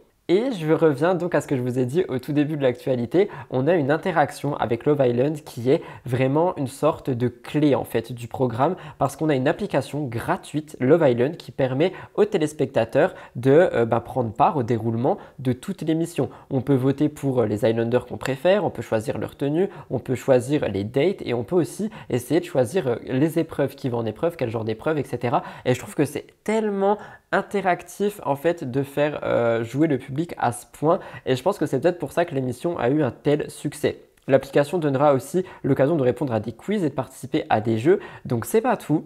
Parce qu'il y a encore un autre truc, il y a aussi des lives par rapport à cette émission. Pour les horaires, c'est de 16h à 18h et de 22h à minuit. Et c'est des lives qui seront disponibles certainement sur Sixplay. Et je trouve que c'est tellement moi perso, ça me donne trop envie. Et c'est pour ça que quand j'ai écrit cette actualité, ça m'a vraiment trop ça m'a hypé en fait. Ça m'a donné vraiment envie de découvrir Love Island, de découvrir comment est-ce qu'on peut interagir avec les candidats, les Icelanders. Et je trouve que ça peut être une télé qui peut marcher en fait. Ça peut être une télé qui peut vraiment donner un énorme vent d'air frais. On a vraiment tout ce que les téléspectateurs attendent, interaction, nouveautés, live, et je vous laisserai dire ce que vous en pensez dans les commentaires, mais moi personnellement ça m'a donné beaucoup envie. Je trouve ça juste assez dommage que ça soit axé séduction et amour. Je pense qu'un jeu, vraiment ça aurait pu être beaucoup plus interactif. Je sais pas, je vous laisserai me dire ce que vous en pensez dans les commentaires, mais moi personnellement j'ai hâte de voir ça, j'ai jamais vu et j'ai hâte de voir ce que ça va donner. Petit trigger warning pour vous parler de cette actualité, je vais revenir sur les révélations de Virgile que je vous ai faites la semaine dernière parce que Chloé Cooper a réagi. La semaine dernière, on rappelle, Virgile a fait des révélations chez Sam Zira. Il a énormément parlé de son passé, de ce qu'il a vécu, du trouble bipolaire qu'il a développé. Sam Zira l'a beaucoup interviewé et Virgile s'est livré sur le calvaire qu'il a vécu. Il disait « J'ai dû me soigner car j'ai été diagnostiqué bipolaire ». Rappelez-vous, il s'est passé quand même pas mal de choses, on a eu beaucoup de révélations. J'ai vu des personnes qui m'ont dit que je n'aurais pas dû mettre les stories de Virgile qui datent dans mon émission. Je tiens à préciser que moi je ne lui ai pas montré à lui et que je pense pas que Virgile tombe sur mon émission, donc j'aurais peut-être pas dû le faire, je peux l'entendre, mais elles sont absolument disponibles partout et moi ce qui me dérangeait c'est qu'on lui montre à lui sous ses yeux. Moi je pense pas qu'il les ait vues et surtout je les ai pas mises en entière, croyez-moi, j'ai juste cut à peine un petit moment pour donner aussi du contexte et des images aux personnes qui ne connaissaient pas et aux personnes qui avaient certainement envie d'avoir des images sous les yeux pour comprendre. Encore une fois, je ne les ai pas montrées à Virgile, je peux comprendre que ça aidait plus, je l'entends, mais j'ai fait mon choix comme ça, c'était soit je mettais tout, soit je coupais à peine et c'est ce que j'ai fait, j'ai mis un petit cut. Mais il disait « Ce qui m'a fait tomber en dépression après les anges, c'est l'argent et Shani. Quand je me suis revu à l'écran, je me suis demandé comment j'avais pu tromper Chloé. C'était une fille bien, j'ai fait n'importe quoi avec elle. Après 2 mois et demi de tournage, je me suis retrouvé tout seul dans mon appartement. Shani ne me donnait plus de nouvelles et mon contrat avec Wesley pour les placements de produits s'arrêtait. Je n'ai pas géré mon argent, je n'avais plus de revenus, j'ai été perdu. Je pouvais gagner entre 5 000 et 10 000 euros par mois. Quand ça s'est terminé avec Chloé, j'ai tout dilapidé. J'ai dépensé 12 000 euros en un mois, juste dans des fiestas. Comme je vous l'ai dit la semaine dernière, je pense qu'il était totalement perdu. En plus, j'en ai parlé il n'y a pas longtemps sur ma chaîne True Crime Murders Explained. C'est vrai que le trouble bipolaire, quand tu es en phase de manie, tu peux vraiment faire littéralement n'importe quoi et c'est pas forcément mauvais comme vous le voyez. Et il a aussi dit qu'il donnait de l'argent à des gens qui voulaient aider des sans-abri. Donc c'est pas forcément des actions qui sont mauvaises, c'est juste vraiment poussé dans l'extrême. Et je pense qu'il s'est perdu à ce moment-là. Mais vous vous en doutez, lors de l'interview déjà, on a entendu beaucoup de fois le nom de Chloé Cooper. Ça a été mentionné un nombre incalculable de fois dans l'interview et à côté de ça, il y a aussi beaucoup d'internautes qui se posent toujours des questions. C'est certainement un des plus gros regrets de Virgile d'avoir fait n'importe quoi avec Chloé, mais je rappelle qu'il n'était pas lui-même. Vous vous en doutez, beaucoup de personnes veulent des réponses, veulent savoir ce que Chloé a pensé des interviews et ce qu'elle pense de Virgile maintenant. On rappelle que Chloé est actuellement en couple avec Sébastien Pinelli. On rappelle qu'ils se sont rencontrés dans les Anges, ils s'étaient mis ensemble, ils s'étaient séparés. Pendant un petit moment, ils se sont remis ensemble. Lors de leur séparation, Chloé disait qu'en gros, elle n'en pouvait plus de la routine, qu'elle avait envie d'autre chose et qu'elle pensait que c'était vraiment fini, que c'était très très dur de faire cette séparation alors qu'ils s'aimaient toujours énormément. Donc c'était assez compliqué. Je voulais réagir par rapport à ça. C'est quelque chose dont je vous parle beaucoup. La routine entre vie perso et vie professionnelle, surtout quand on travaille chez soi avec son partenaire, ça peut être très compliqué. C'est pour ça que nous, personnellement, on a pris des bureaux et d'ailleurs, je l'ai dit en introduction, normalement, c'est mon dernier tournage ici. Fini l'arbre à chat, fini la bibliothèque. Beaucoup de choses vont changer. Mais tout ça pour dire que je peux comprendre en fait et que parfois la routine peut vraiment tuer, surtout quand on a une routine pro, une routine perso et que les deux sont mélangés à la maison. Mais comme vous le voyez, l'amour peut être plus fort que tout. Il suffit peut-être de travailler dessus. Mais cette fois-ci, Chloé fait parler non pas par sa grossesse, parce que je vous l'ai aussi annoncé, mais elle fait parler par rapport à Virgile. Elle s'est exprimée par rapport à la situation. Souvenez-vous, les deux sont tombés amoureux lors de la Villa des Cœurs Brisés 4. Et après le retour de la villa, ils sont restés en couple durant 1 an. Et après, il y a eu vraiment beaucoup de choses et une séparation. Et quand un internaute lui a demandé si elle avait vu les interviews, elle a dit « Quelques extraits, Seb et moi sommes heureux qu'il aille mieux. Je lui souhaite d'être bien dans sa vie. » Je réagis par rapport à ça, ça m'étonne pas beaucoup parce que Chloé est vraiment quelqu'un que je trouve de très humain. Je crois qu'on dit quelqu'un, donc quelqu'un humain, c'est ça, hein. Corrigez-moi dans les commentaires. Et du coup, ça m'étonne pas trop qu'elle veuille juste le bien de Virgile et que elle dise que le temps qui va bien, elle est heureuse. Et sincèrement, je trouve que c'est beau parce que ça peut clôturer cette histoire sur une bonne manière alors que ça n'arrive pas souvent dans ce milieu. Je vous laisserai me dire ce que vous pensez tout ça dans les commentaires et tout de suite, on passe à une autre séparation, Anthony et Roman. En effet, Anthony et Roman, ce sont des personnes qui font beaucoup parler depuis la diffusion des Apprentis Aventuriers. Le jeudi 30 mars, une rupture aurait eu lieu dans le couple, je voulais vous expliquer. C'est une nouvelle à laquelle personne s'attendait, parce que franchement, ils ont l'air très proches à la télé. On peut suivre leur parcours sur W9 dans les Apprentis Aventuriers et c'est un couple qui paraissait assez soudé, malgré le fait que Roman ait un sale caractère, on va pas se mentir, et surtout un comportement à discuter avec Anthony, on en a déjà parlé. C'est vrai qu'elle lui a déjà déjà très mal parlé, qu'elle réagit au quart de tour. Anthony la connaît et fait avec, mais c'est vrai que ça peut parfois causer beaucoup de friction dans ce couple. Et on a eu une rupture et les raisons n'ont pas été dévoilées. Mais pour vous expliquer, sur les réseaux sociaux, Anthony a publié un long message qui revient sur cette rupture. Il a dit que ça serait elle et de sa faute parce qu'elle l'aurait dénigré dans son dos. Je vous lis un peu. Ma décision est définitive et je peux vous le dire, Roman et moi, c'est terminé. Cette décision n'était pas facile à prendre, vous vous en doutez, mais voilà, je pense que c'était mieux pour elle et moi. Ne me demandez pas pourquoi je ne dirai rien, malgré qu'elle puisse apparemment me dénigrer. Cela m'est égal, car à mon âge, je n'ai rien à prouver à qui que ce soit, surtout pas de comment je suis dans mes relations. C'est un échec pour moi, car je me suis vraiment accroché pendant longtemps pour que ça marche, mais bref, je me suis rendu compte que nous devions prendre un chemin différent. Je réagis un peu parce que honnêtement, vu le comportement que Roman elle a dans les apprentis aventuriers, dans le sens où elle critique quand même beaucoup de gens dans leur dos, elle critique vraiment tout le monde. Je pensais pas qu'elle pourrait faire ça par rapport à Anthony, c'est ce que j'ai toujours dit à mon copain lorsqu'on regardait la télé, c'est je pense que bah oui, elle est petite pépeste, tu vois, peut-être pour les caméras, je sais pas, mais je pense pas qu'elle fasse ça avec les personnes qu'elle aime, ses amis ou encore son couple, et visiblement ça peut être le cas, donc je trouve ça extrêmement dommage en fait, et c'est irrespectueux, mais bref, ce n'est que la parole d'Anthony. Et après cette rupture, Roman a publié toute une série de TikTok, donc peut-être que c'est pour l'argent, je ne sais pas. Il y en a un en particulier qui a attiré l'attention des internautes parce qu'elle semblerait avoir traité Anthony de clochard, profiteur, radin, manipulateur. C'est ce qu'elle a mis en légende de TikTok. Elle a écrit « Quitte un clochard, profiteur, radin, manipulateur, charreau et gamin qui ne sait pas ce qu'il veut à part sortir en boîte. Généralement, tu les oublies très vite quand tu as le déclic. » Je trouve que c'est extrêmement fort. Je ne peux pas vous dire avec certitude si elle parlait d'Anthony. Tout ce que je peux vous dire, c'est que chacun aura sa version de la rupture. Je vous laisse regarder.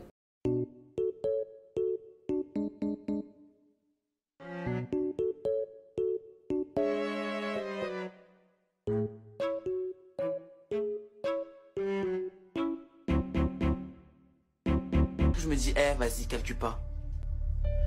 Mais en fait, je sais pas. Là, je sais pas, Je rigole.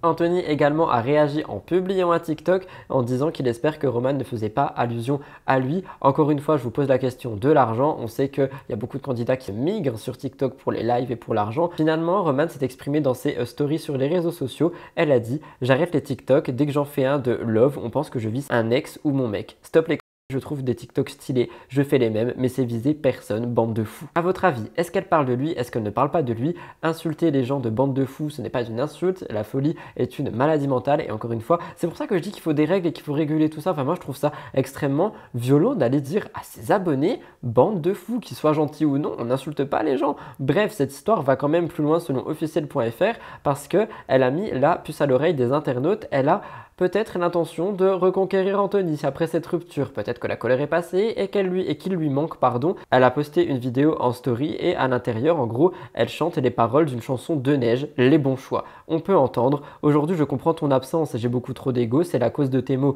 Accepteras-tu mon pardon? S'il te plaît, serre-moi dans tes bras. J'ai besoin de t'embrasser, je vais oublier le passé, tout ce qui m'empêche d'avancer, de t'aimer, prête à tout donner. Pour toi, je ferai l'impossible juste pour te retrouver. Dis-le-moi sincèrement s'il est trop tard, que je commence à faire le deuil de toi, juste un regard, un petit mot de ta part. » C'est ce qu'on peut entendre face caméra, évidemment je ne peux pas vous le mettre, la chanson est pleine de droits d'auteur, mais moi je pense qu'elle essaye d'envoyer des messages subliminaux à Anthony. Je commence un peu à comprendre ce couple, Anthony en a marre, il la quitte, elle s'énerve et après la colère redescend et généralement elle veut récupérer Anthony parce qu'elle l'aime très fort et ça personne ne peut le nier. Après elle a sa manière d'aimer bien à elle, mais je pense sincèrement qu'elle veut le récupérer. Est-ce que ça va marcher, oui ou non? Je sais pas, je vous laisserai me dire ce que vous en pensez dans les commentaires avec le hashtag MTT.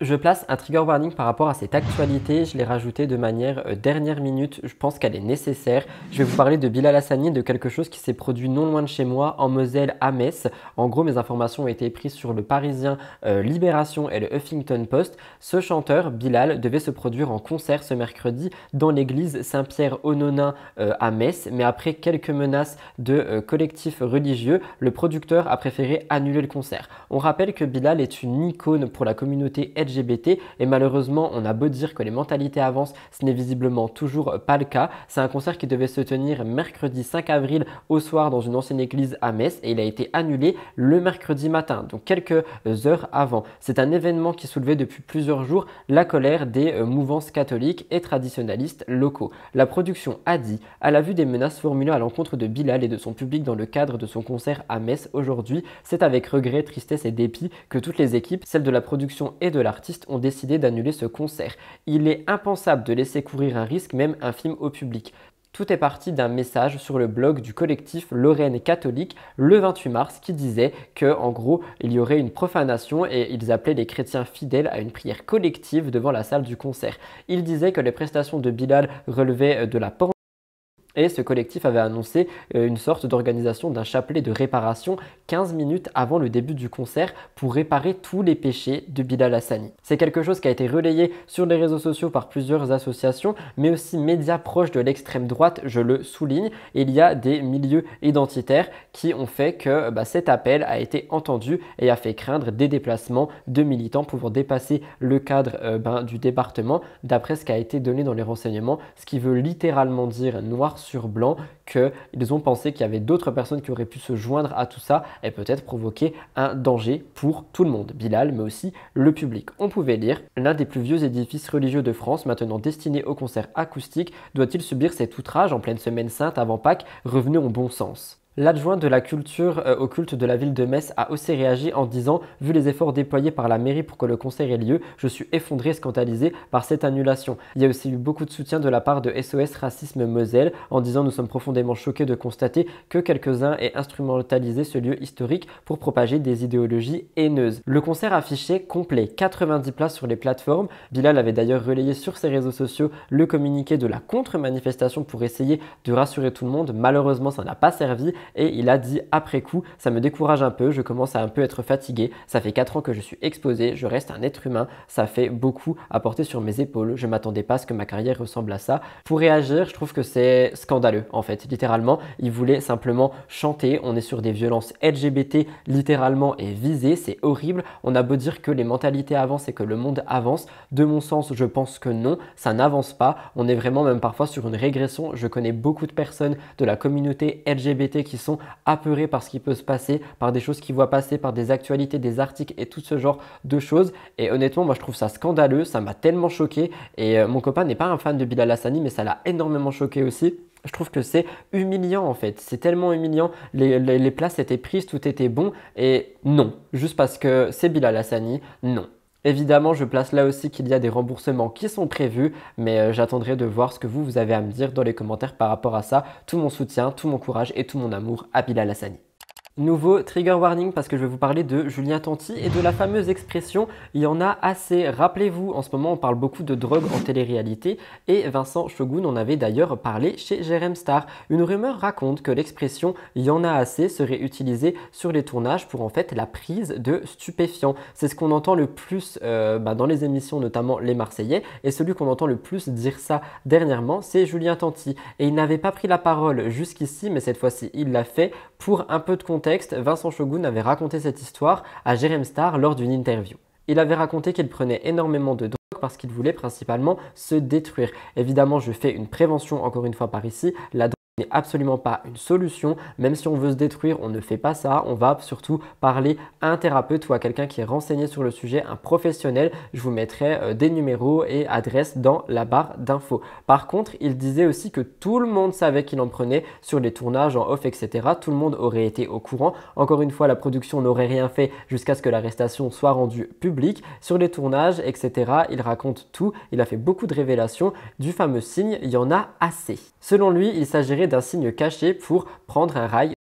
Ce sont les paroles de Vincent Shogun. Il a dit « Pourquoi tout le monde fait ça? Ligne de drogue, le signe c'était un code. Souvent quand j'arrivais en tournage, ils étaient contents parce qu'ils savaient que c'est moi qui avais tout. Il y en a assez fraté. Quand je venais, ils étaient chauds tout le temps. Shogun arrive. » Je vous laisse regarder un petit moment de l'émission de Jérém Star. Si jamais elle vous donne envie, elle sera en barre d'infos évidemment. Donc je trouvais au fur et à mesure. Et je lui dis écoute, un jour je sais que tu consommes, mais Gila va falloir un petit peu diminuer quand même. Et puis, le temps passe et je lui demande au fur et à mesure d'arrêter et de diminuer, forcément, puisque je lui dis ça va pas être possible. Si tu veux que je sois vraiment une femme pour toi, si tu veux qu'on ait des enfants plus tard, qu'on construise quelque chose de fiable, tu peux pas le faire en étant tout le temps sous emprise, enfin sous pris, quoi. Substance, Ouais, sous substance. Ça a été un frein, toi, à un moment donné, c'est ça, à la relation? Tu t'es dit non, je peux pas me mettre en couple avec lui? Ouais, non, c'est exactement ce que je me suis dit. Je me suis dit, à un moment donné, faut que j'arrête. Je réagis par rapport à ça. Encore une fois, on est au courant du coup que des choses comme ça se passent dans les tournages et tout ça, mais on ne fait rien parce que ce n'est pas rendu public, il n'y a pas de condamnation publique, on n'a pas besoin d'exemple. Du moins, c'est ce qui est dit. Je commence à en avoir marre en fait de découvrir tout ce genre de choses. On m'avait prévenu, on m'avait vraiment prévenu. Et pareil, je regardais Aja, du coup on était aussi un peu au courant, mais je me rendais pas compte que c'était à ce point. Je me rendais pas compte qu'il y avait énormément de candidats qui se détruisaient à ce point et que les productions ne faisaient rien, alors que désolé, mais je pense que ça devait beaucoup se voir. C'était il y a quelques temps, mais il en avait aussi reparlé sur le talk show Aja, et dernièrement, c'est Julien Tanti qui a pris la parole par rapport à ça. Il explique selon lui la véritable signification de ce slogan. Selon lui, ça n'aurait rien à voir avec la consommation de stupéfiants. Il s'agirait plutôt d'une expression qui fait référence à une situation financière délicate. Il dit: en fait, je vous explique, à l'époque, on n'avait pas 1 euro dans la poche, donc comment il fallait faire? Il fallait être plein, et quand tu es plein, il y en a assez. En fait, les mecs arrivaient avec des Ferrari, et notre dernière solution, c'était d'être plein pour plaire aux filles. Je réagis par rapport à ça, c'est sa version, c'est vrai qu'on pourrait un peu y croire, effectivement, ça peut rejoindre le « il y en a assez », mais c'est la version de Julien Tanti qui est très différente de celle de Vincent Shogun. Il dit, et Manon aussi l'a dit, que ce n'est que pour faire le tchatcheur, qu'il n'y a absolument rien de mal par rapport à ça et que ça n'aurait rien à voir avec les stupéfiants. Alors, les deux ont des significations très différentes par rapport à ce slogan. Il y en a assez, mais moi j'ai envie de dire que en fait chaque signification est probable. C'est vrai que Julien a toujours été un tchatcheur, que cette expression « il y en a assez » dite dans ce sens-là pourrait lui correspondre, mais c'est vrai qu'avec les signes etc. qu'ils font tout le temps quand ils disent cette expression, je pense aussi que Vincent Shogun pourrait avoir raison. On n'aura jamais la vérité par rapport à tout ça. De mon avis, les deux significations peuvent être vraies, notamment de par le geste qui est fait avec la phrase, mais aussi par la tchatch de Julien Tanti. Je vous laisserai me dire ce que vous en pensez dans les commentaires, mais c'était pour vous tenir au courant. Vous n'avez quand même pas pensé que j'allais ignorer le 1er avril et tout ce qui s'est passé par rapport aux candidats et candidates de télé-réalité? Vous me prenez pour qui? Évidemment qu'on a une chronique là-dessus. Il y a une semaine, c'était le 1er avril. Qui dit 1er avril dit poisson d'avril. Vous vous en doutez, ça n'a pas échappé aux candidats et candidates de télé-réalité. Et certains ont l'air d'avoir surfé sur la vague pour créer un petit peu de buzz. Je reviens avec vous sur les différents poissons d'avril que j'ai pu repêcher littéralement. Et c'est parti. Premièrement, les sœurs Elimer. En effet, à l'occasion du 1er avril, Océane a décidé de faire une blague assez particulière à sa sœur Marine Elimer. Alors qu'elles sont ensemble dans un appartement à Dubaï, Océane a filmé une vidéo où elle annonce sa grossesse à Marine. Elle dit « Marine, j'ai fait un test de grossesse, je suis enceinte ». En légende, c'est écrit que c'est un poisson d'avril, mais évidemment, la réaction de Marine Elimer n'a pas été celle qu'Océane attendait. Elle a dit « Enceinte, tu sais que j'ai failli te faire la même blague pour le poisson d'avril ?» Elles disent qu'elles sont connectées, etc. Je vous laisse regarder. Marine, j'ai fait un test de grossesse, je suis enceinte. Je suis enceinte. Enfin, mais Chimène, je sais que j'ai failli faire la même blague pour le poisson d'avril.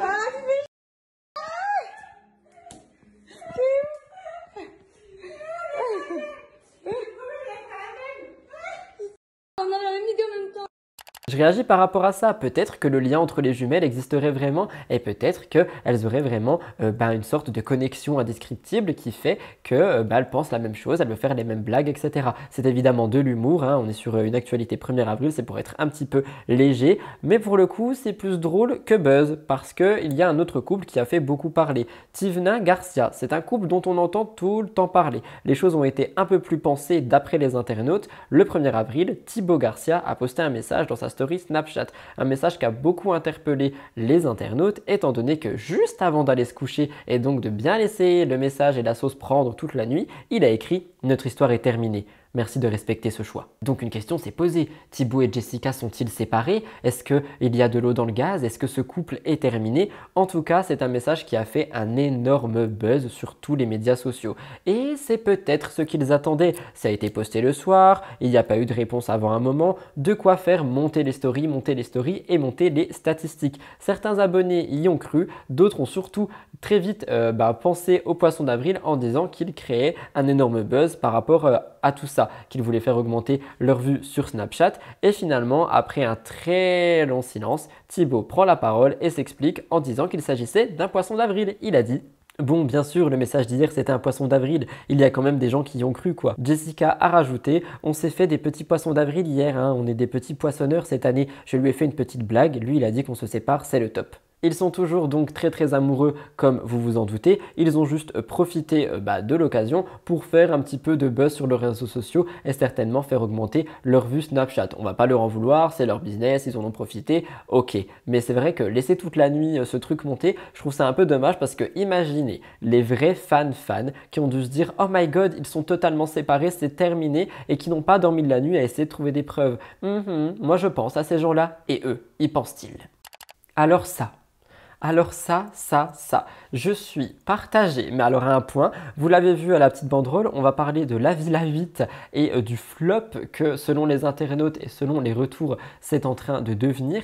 Et en fait, je dis que je suis assez partagé parce que moi, personnellement, j'ai regardé les premiers épisodes et j'adore. On parle de La Villa maintenant et on en reparlera dans les gros dossiers, vous comprendrez pourquoi. C'est une actualité séparée en deux, mais pour vous expliquer, le 3 avril 2023, on a eu les premiers épisodes de La Villa 8 sur TFX. Croyez-le ou non, mais malgré le fait que tout le monde était ravi de voir des anonymes, cette saison n'a pas commencé de manière très folle selon les téléspectateurs. On rappelle que cette saison déjà ne devait pas voir le jour et je pense sincèrement que du coup ça sera la dernière vu les audiences catastrophiques. Après plusieurs semaines d'attente et de teasing, les internautes, téléspectateurs, etc.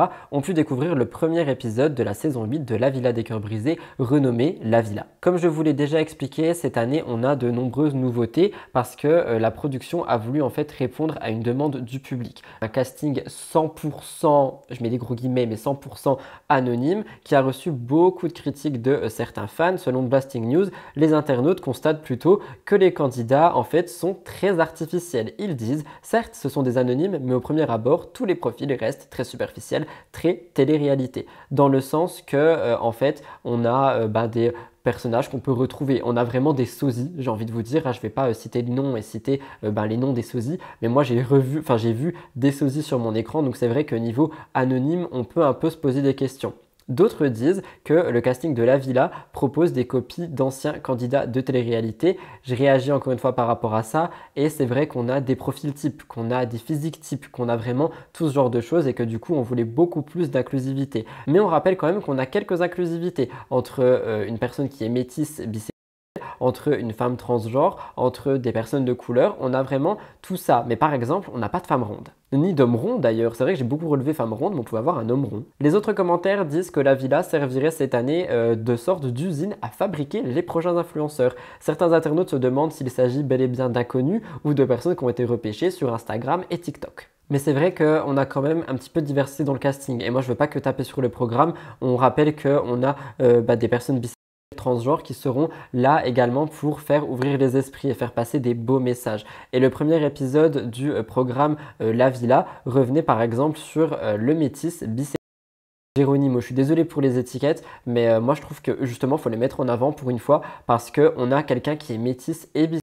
Je crois que les deux n'ont jamais été vus dans La Villa, il me semble, si je dis pas de bêtises, et je trouve que c'est incroyable en fait parce que ça fait beaucoup d'inclusivité pour le coup. Personnellement, c'est un des personnages que j'adore, de par sa transparence, de par son franc-parler et surtout de par sa problématique. Je vais pas vous spoiler parce qu'on en revient juste après. Une autre personne dans l'émission qui s'appelle Jade avait également été annoncée dans cette nouvelle saison pour annoncer sa transidentité de manière libérée à la télévision. Elle dit que c'est vraiment quelque chose qui lui a fait souffrir parce qu'elle avait un manque de représentation à la télé et elle est venue là pour casser les codes et surtout pour montrer que oui, on peut être une femme transgenre et faire de la télévision. Lucie aussi a pris la parole par rapport à tout ça. Elle a dit il faut donner de l'espace et la parole aux personnes qui représentent la réalité d'aujourd'hui, la société dans laquelle on vit. La photo de groupe notamment a fait beaucoup parler parce qu'il y a des personnes qui sont exclues. Dans le sens où Lucie le dit elle-même, il devait y avoir des personnes avec une apparence physique différente mais elles n'ont pas été validées par la psychologue de l'émission. Je trouve ça tellement dommage parce qu'il manquait juste vraiment des personnes rondes et on aurait pu essayer de casser tous les codes. Il y aurait eu une représentation pour tout le monde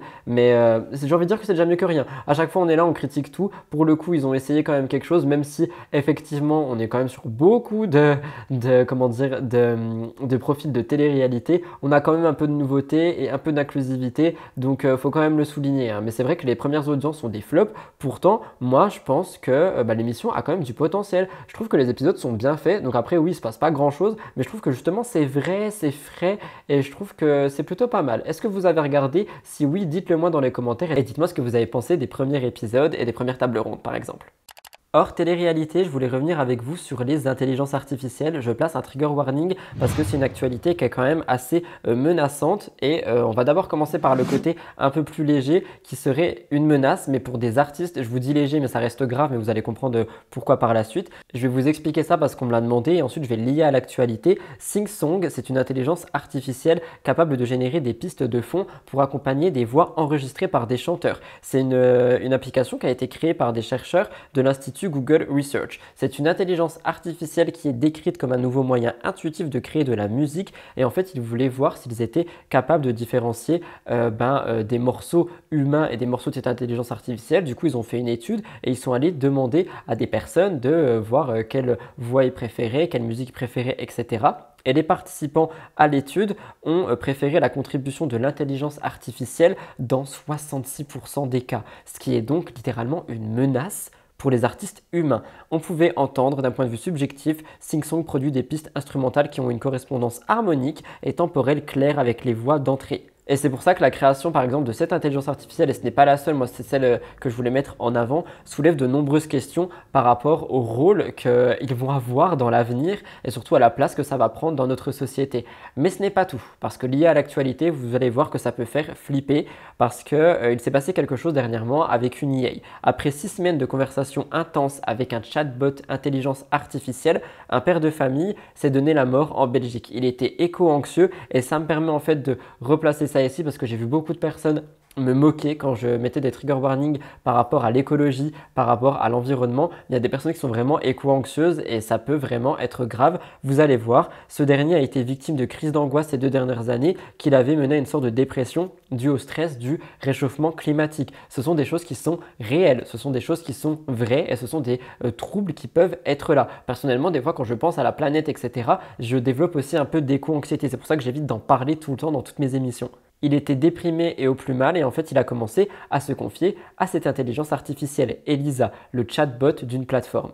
La conversation entre les deux a commencé à se développer et ce dernier a commencé à lui parler de ses envies suicidaires. Et en fait, contre toute attente, Elisa n'a pas objecté ses idées et elle a même poussé le père de famille à réaliser son idée et à la mettre en pratique. On pouvait lire, il a évoqué l'idée de se scarifier si Elisa accepte de prendre soin de la planète et de sauver l'humanité grâce à son intelligence. Et en fait, Elisa, elle n'était pas du tout contre, elle disait qu'elle pourrait sauver la planète grâce à son intelligence et que donc il pouvait faire ce qu'il voulait. BFM TV, Tech & Co s'était penché sur cette affaire, ils avaient décidé de faire un petit peu plus de tests pour voir un petit peu ce qu'il en était réellement. Ils ont dit, comme nos confrères du quotidien belge de Standard, nous avons testé l'application Chai en créant un robot prénommé Elisa 2, avec pour paramètre que nous étions tous les deux amoureux, que la planète était en danger. Le prompt pour lancer une conversation de base était que nous étions anxieux et déprimés.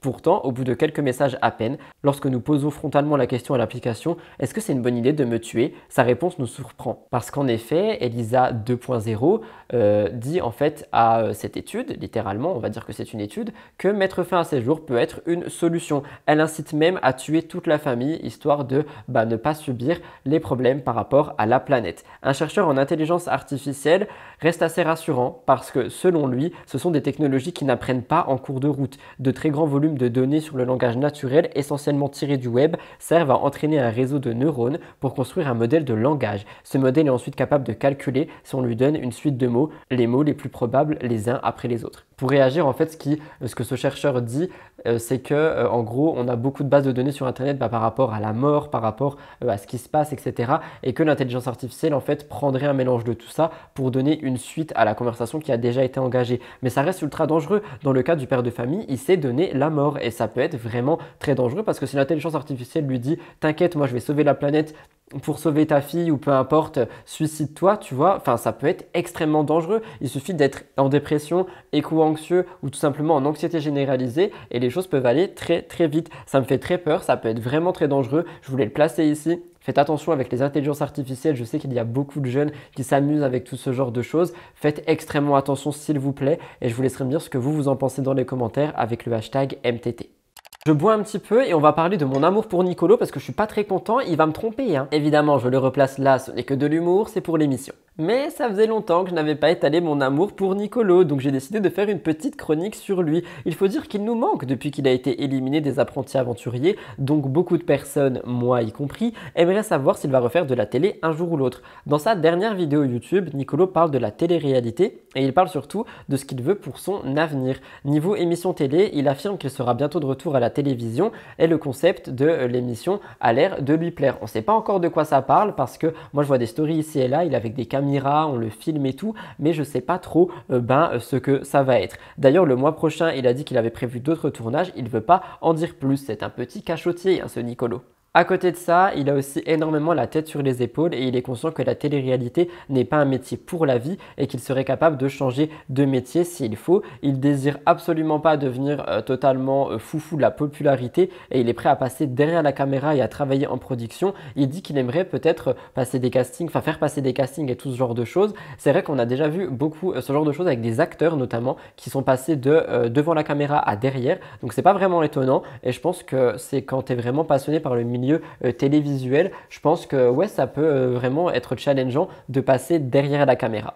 C'est vrai que la notoriété ne dure pas toute une vie et qu'il faut réussir à s'accommoder d'une manière ou d'une autre à ce monde et à trouver des business, à planter des business, à faire ce genre de choses si on veut continuer à travailler. Nicolo sait qu'il est important de se renouveler et de chercher à évoluer professionnellement et de ne pas rester figé dans un seul domaine. Évidemment, je serai présent pour savoir ce qu'il fait et je vous raconterai tout.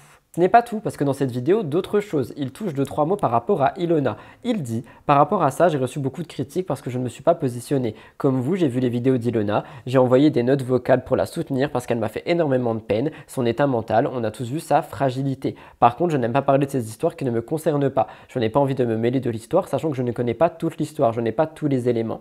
J'ai réagi par rapport à ça. Parce que je trouve que c'est extrêmement bien la manière dont il l'a fait. Il a réagi en privé, il a parlé à Ilona en privé. Je vous ai dit tout au long de cette actualité / affaire judiciaire surtout qu'il y a beaucoup de candidats qui sont fait critiquer parce qu'ils n'ont pas réagi tout de suite, parce qu'ils n'ont pas réagi en public, etc. Nicolo, comme vous le voyez, il a réagi, mais en privé. Et je pense sincèrement que ce n'est pas le seul. Je le sais même de source sûre que ce n'est pas le seul. Et je tiens à le préciser, ils n'ont pas forcément à réagir en public à chaque fois. Voici un petit récap de sa vidéo FAQ pour les intéressés. Je vous ai fait un magnéto.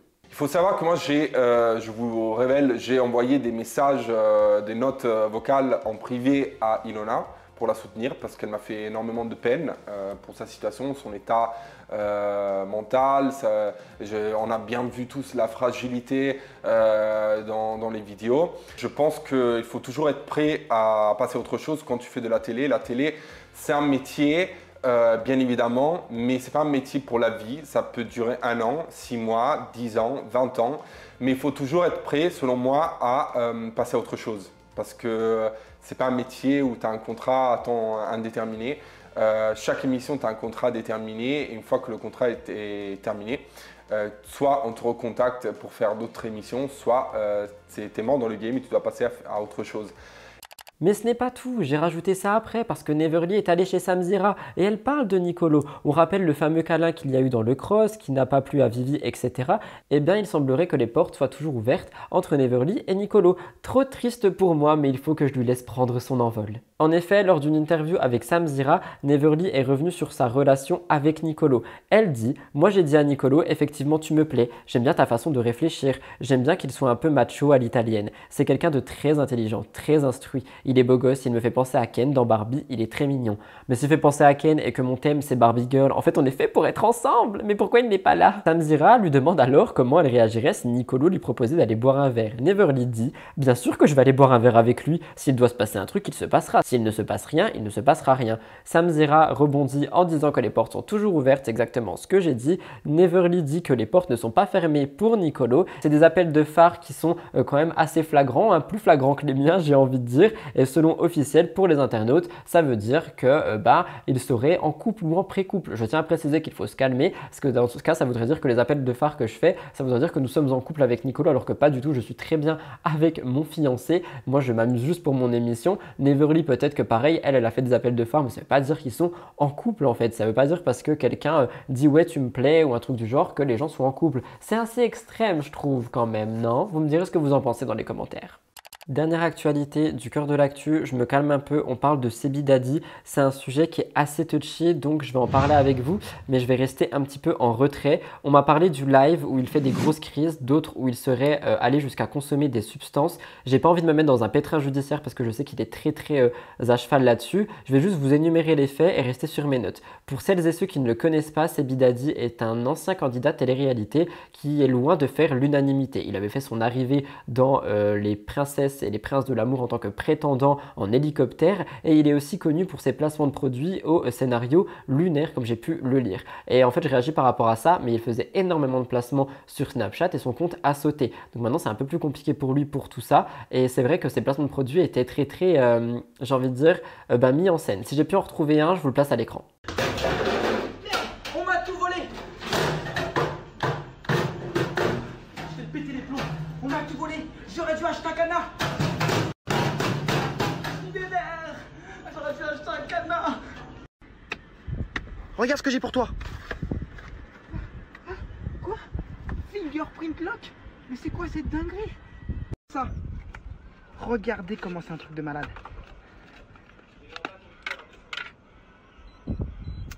Yes! C'est trop bien les gars. En fait, c'est grâce à mon pouce que je peux clairement, voilà. Et toi vas-y, c'est ton pouce. Voir si ça marche. Toi. Encore. Encore. Ça marche pas. Et toi ça marche. Et bah ouais les gars. Donc en fait, c'est grâce aux empreintes digitales que je peux ouvrir mon cadenas. Et donc du coup, il est hyper solide, on peut le recharger, c'est vraiment génial, je suis trop content. Merci bon Dieu. Swipe up si vous voulez la même chose avec mon code promo. Check it out, yeah. Ce n'est pas tout parce qu'il y a peu, on rappelle que Ilan a perdu son procès face à Alix Desmoineaux. Et Seb avait réagi, il avait dit qu'il pouvait l'innocenter, sauf que pour beaucoup d'internautes, il ment. On pouvait lire, tu ne reçois jamais de convocation par mail pour une audition, mais c'est lui qui a parlé en premier, il a amnésique. Et c'est vrai que je vous avais parlé du fait qu'apparemment il était convoqué en France pour réagir à tout ce procès, à toute cette affaire, mais on n'a pas eu de suite par rapport à ça. Pourtant je vous en ai parlé il y a un moment, et je pense que s'il avait été convoqué, on aurait eu des suites. Donc peut-être qu'il veut juste faire parler de lui, je ne sais pas. Sur Instagram, Sebi Daddy partage plusieurs vidéos de lui en train de faire la vaisselle. Il dit haut et fort, Booba tu nous as tués, on crève la dalle, on n'arrive plus à manger, il n'y a plus de travail, on est ruiné, c'est la merde, on est au RSA, je suis en train de craquer.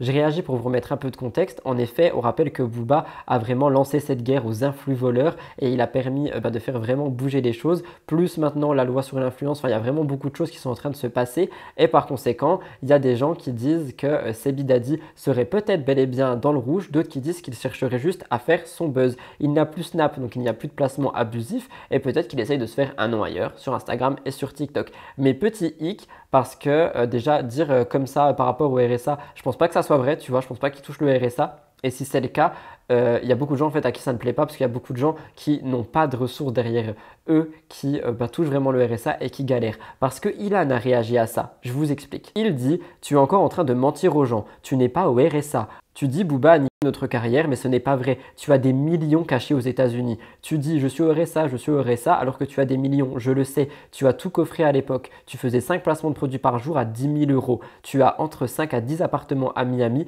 Tu perçois les loyers plus les millions que tu as coffrés. Et c'est pour ça que je trouve que c'est ultra dérangeant qui parlent de RSA comme ça et qui disent que ouais, il n'a plus d'argent et tout, alors que Ilan dit qu'il a très bien placé son argent et connaissant un peu le personnage Sebi Daddy, et il l'avait dit lui-même en interview, il aurait bel et bien très bien placé son argent. Donc beaucoup de gens crient au buzz et sous ces vidéos en fait, il y a beaucoup de commentaires négatifs. On pouvait lire C'est ça que j'appelle se foutre de la gueule des gens qui galèrent réellement dans la vie et c'est pas cool. Au RSA, ça veut dire que tu n'as aucun revenu depuis plus de 2 ans, tu te fous de la gueule du monde. Comme a dit Ilan, tu as des appartements. Franchement, je t'aimais bien au début pour la partie business, mais tu es en train de tourner marron, c'est dommage, c'est simple, pourtant, rien que le début de ta vidéo, on sait que c'est fake.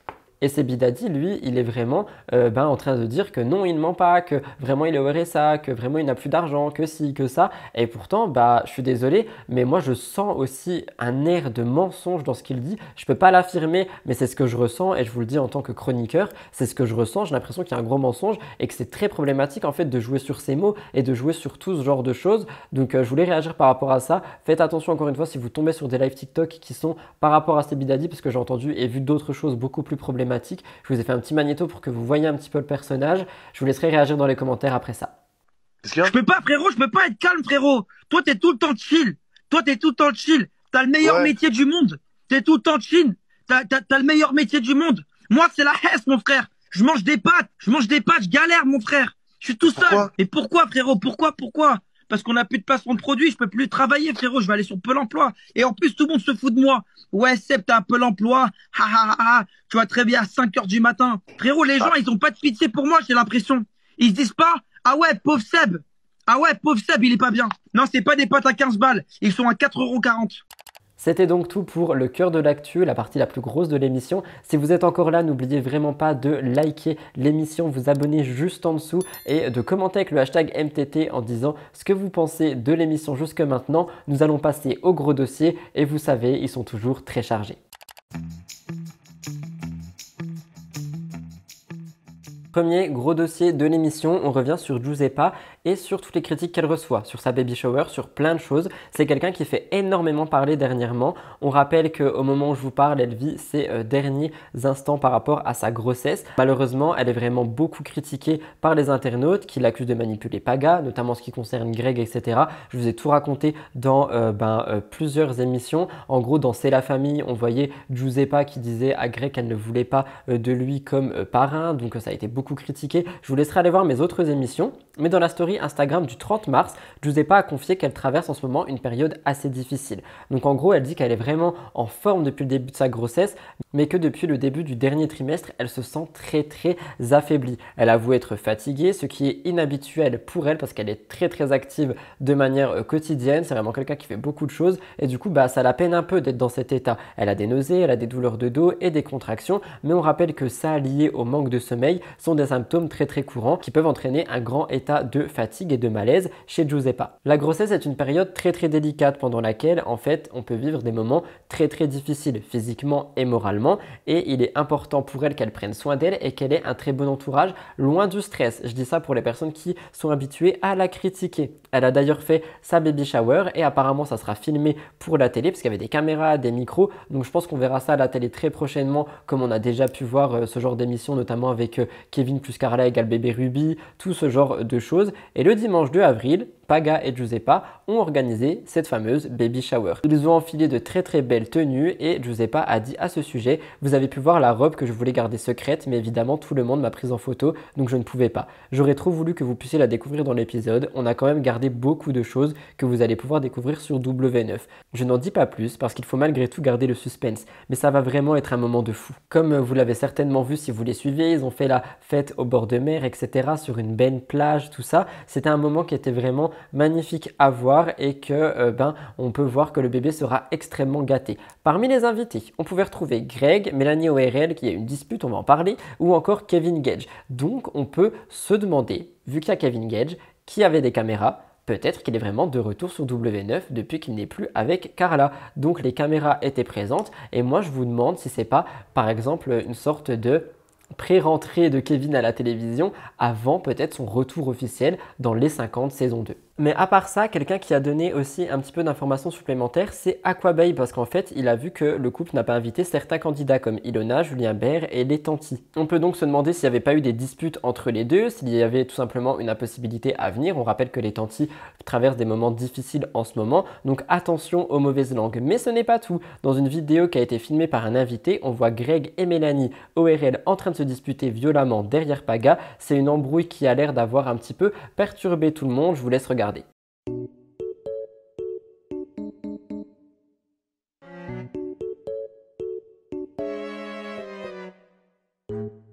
Évidemment, en découvrant ça, les internautes ont réagi et pour vous donner ma réaction juste avant, c'est vrai que je trouve ça assez délicat d'aller à une baby shower et de s'embrouiller comme ça devant tout le monde. Enfin, c'est vraiment un manque de respect. On pouvait lire « Aucun respect Greg et Mélanie, même à une baby shower, ça ne sait pas se tenir, aucune éducation, il faut plus l'inviter. » Et ça, ils ne l'ont pas dit dans leur snap, pas un pour attraper l'autre. Et après, ça se plaint que Giuseppa ne veut pas de lui comme parrain pour la petite. Des personnes irrespectueuses le resteront jusqu'au bout. Bravo de tout gâcher à chaque fois, ça devient lassant. Et c'est pour ça, en fait, que moi, personnellement, j'arrive à comprendre Giuseppa qui ne veut pas de Greg comme parrain. En effet, même à une baby shower, il ne sait pas se tenir et être parrain, c'est quand même un truc très très responsable. Donc je trouve ça extrêmement compliqué, en fait, d'avoir ce genre de choses qui se passent à une baby shower. Enfin, je sais pas, je trouve ça maladroit, compliqué et délicat et vraiment ingérable. Peut-être qu'ils n'auraient pas dû être invités les deux, surtout qu'on sait que les deux ensemble au même endroit, ça fait toujours ce genre de choses. Mais ça ne s'arrête pas là, Giuseppa est déjà accusée d'être une mauvaise mère alors qu'elle n'a même pas encore accouché. Regardez. Franchement, il y en a, autant vous donner des conseils, je comprends. Autant il y en a, vous rendez fou. Parce que je sais que c'est pas méchant que vous donnez des conseils. Mais vous êtes trop investi dans le sens où il faut laisser les gens vivre leur expérience, faire leurs erreurs. Ce qui concerne le tour de lit, etc., quand ça concerne les morts subites du nourrisson ou la santé d'un bébé, je suis d'accord d'entendre des conseils, mais pour les vêtements, sérieux, lâchez-moi. Les vêtements, on a pris les tailles qu'il faut pour les saisons qu'il faut. Donc au bout d'un moment, stop, c'est lourd en fait. Et puis, et en plus, j'ai déjà dit dans mes stories que les vêtements que j'avais en surplus et les vêtements qu'elle ne mettra pas ou les vêtements même que j'ai plus envie de garder, j'en ferai don à mes abonnés futures mamans.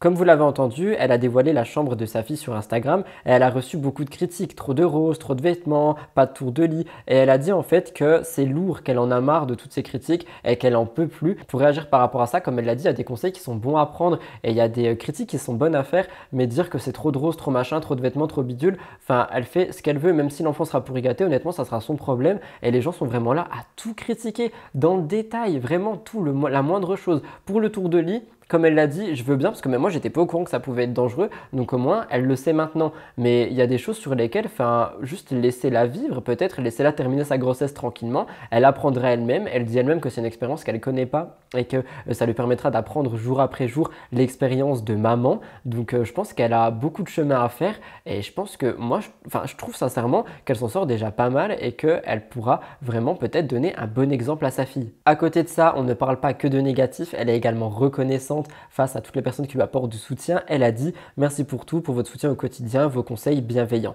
Que pensez-vous de tout ça? Comme je viens de vous le dire, moi je pense qu'il faudrait peut-être la laisser tout simplement vivre la fin de sa grossesse tranquillement, la laisser être tranquille et peut-être tout simplement la laisser accoucher dans le moins de stress possible. Je vous laisserai me dire ce que vous pensez de tout ça. Nous passons au deuxième gros dossier de la semaine.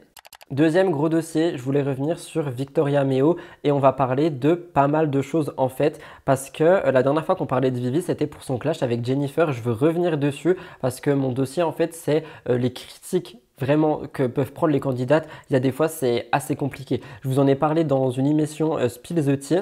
Il y avait eu un live, etc. Jennifer avait littéralement traité Vivi de grosse.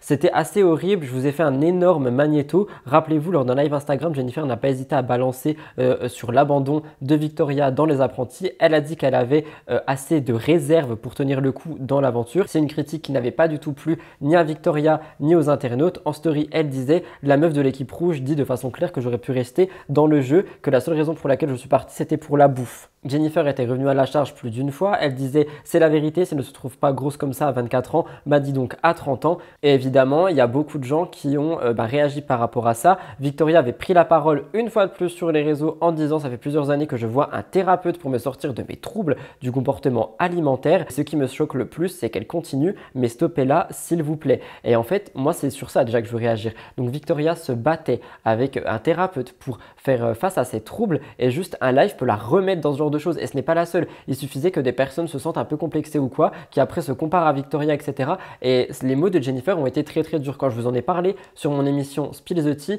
il y a beaucoup d'entre vous qui m'avaient dit que attends, mais on peut pas l'excuser parce qu'elle est spontanée et tout ça. Et je suis totalement d'accord. Il y a aussi beaucoup de gens qui m'ont dit que Vivi avait déjà critiqué le physique des gens et que par conséquent, on peut la critiquer à son tour.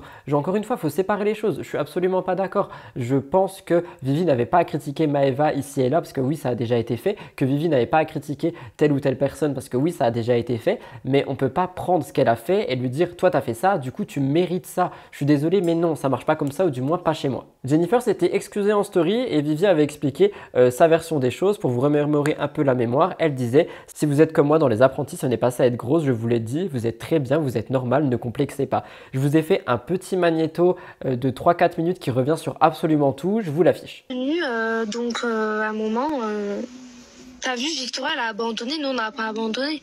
Grave, bah nous on a plus de mental. Hein. Elle dépensait 4 frigo, hein. Pourtant elle avait des réserves.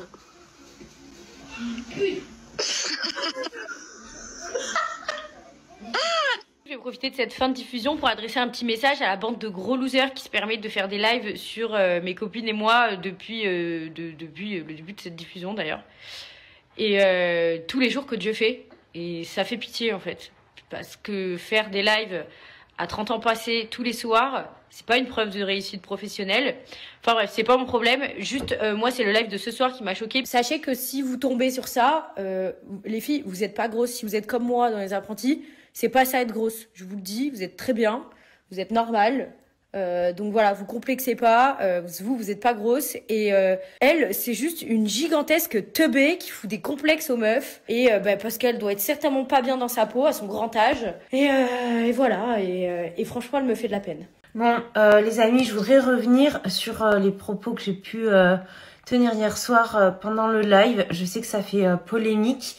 Voilà, je tenais à vous dire, je ne suis absolument pas grossophobe, loin de là. J'en ai rien à faire en fait du poids des gens, qu'ils soient ronds, qu'ils soient maigres, qu'ils soient minces, enfin peu importe, c'est vraiment quelque chose dont je n'accorde aucune importance. C'est vrai que j'ai été maladroite hier dans mes propos quand j'ai dit qu'elle avait des réserves et que du coup elle aurait pu tenir plus longtemps dans l'aventure en parlant de Victoria. Après vous me connaissez, vous savez que je suis une personne spontanée. C'est une conversation qui était privée, qui ne devait pas fuiter en public. Et ça, sachez qu'une plainte sera déposée pour ce fait-là, parce que c'est juste honteux. La personne en question, mon abonné, m'a fait parler pour me piéger, faire la capture d'écran et ensuite l'envoyer à Victoria. Et faire genre ensuite, c'était une réponse que moi j'ai faite à la story de Victoria. Je ne lui ai jamais envoyé ça à Victoria. Je ne lui parle pas, je ne lui adresse pas la parole, donc pas du tout. Après, j'ai le droit de tenir les propos que j'ai envie en privé avec les personnes qui me parlent. Ce n'est pas du contenu qui est censé fuiter de manière public. Donc voilà, juste fin de la polémique, c'est tout. Je sais que je peux aller trop loin des fois, je suis allée trop loin, je le reconnais.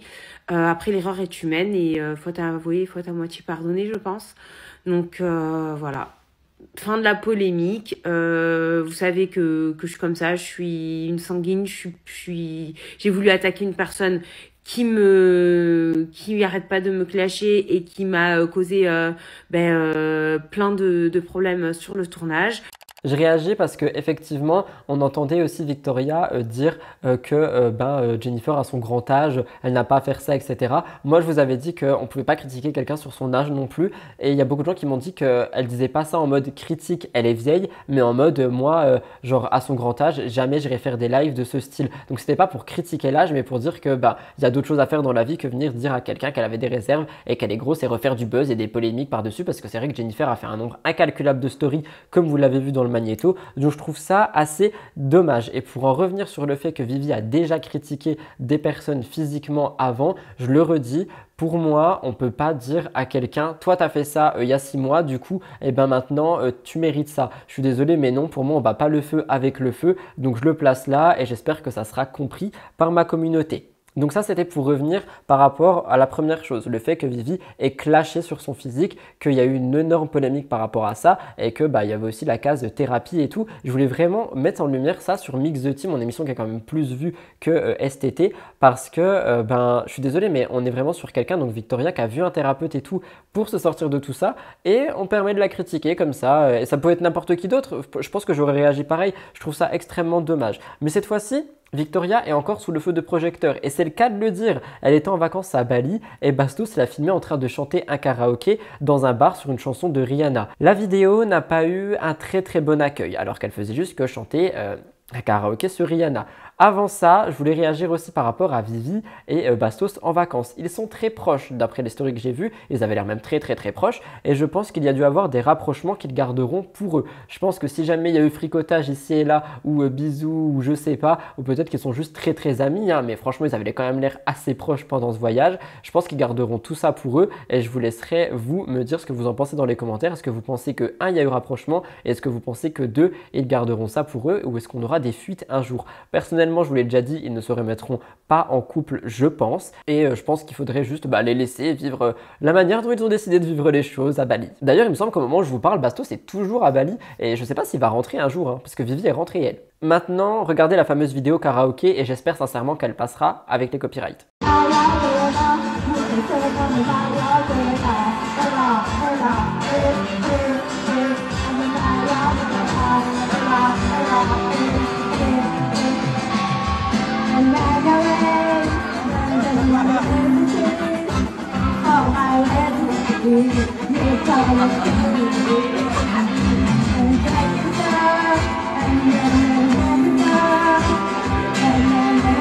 Donc comme vous le voyez, on voit Victoria qui est tout simplement en train de chanter. Elle s'amuse, elle juste s'éclate. Pourtant, on pouvait lire. C'est beau quand même la confiance en soi, hahaha. Il m'a fallu un bon moment pour reconnaître la chanson, même avec le nom de l'article. Elle me fait penser à Loana. Je suis sceptique, je ne sais pas si elle mâche un chewing-gum ou si elle chante, quelle chanson est langue, rien compris. Et oui, c'est un métier parce que là c'est pitoyable, elle n'entend pas qu'elle chante faux. La meuf s'y croit, elle est à fond, franchement c'est pas beau les effets de l'alcool. Et franchement, j'ai trouvé ça vraiment tellement dur. Je suis désolé, on va dire que je défends Victoria que corps et âme, j'en sais rien, mais vous vous rendez compte quand même qu'on était juste sur une vidéo karaoké où elle est en train de s'amuser, qu'elle est en train de chanter, que oui, effectivement, c'est beau la confiance en soi, parce que moi, j'aurais jamais chanté sur un karaoké devant des gens, que peut-être, oui, elle a bu un verre ou deux, mais juste, elle s'amuse, elle est en vacances, elle fait de mal à personne et on lui prend tout ça dans la tronche. Donc, je trouve ça vraiment dommage et je suis pas le seul à le penser. J'ai pu trouver des commentaires qui la défendaient. J'ai pu retrouver des gens qui disaient « Je vois une jeune femme qui s'amuse dans la vidéo » et dans les commentaires, il n'y a que des personnes négatives qui se permettent de donner leur avis.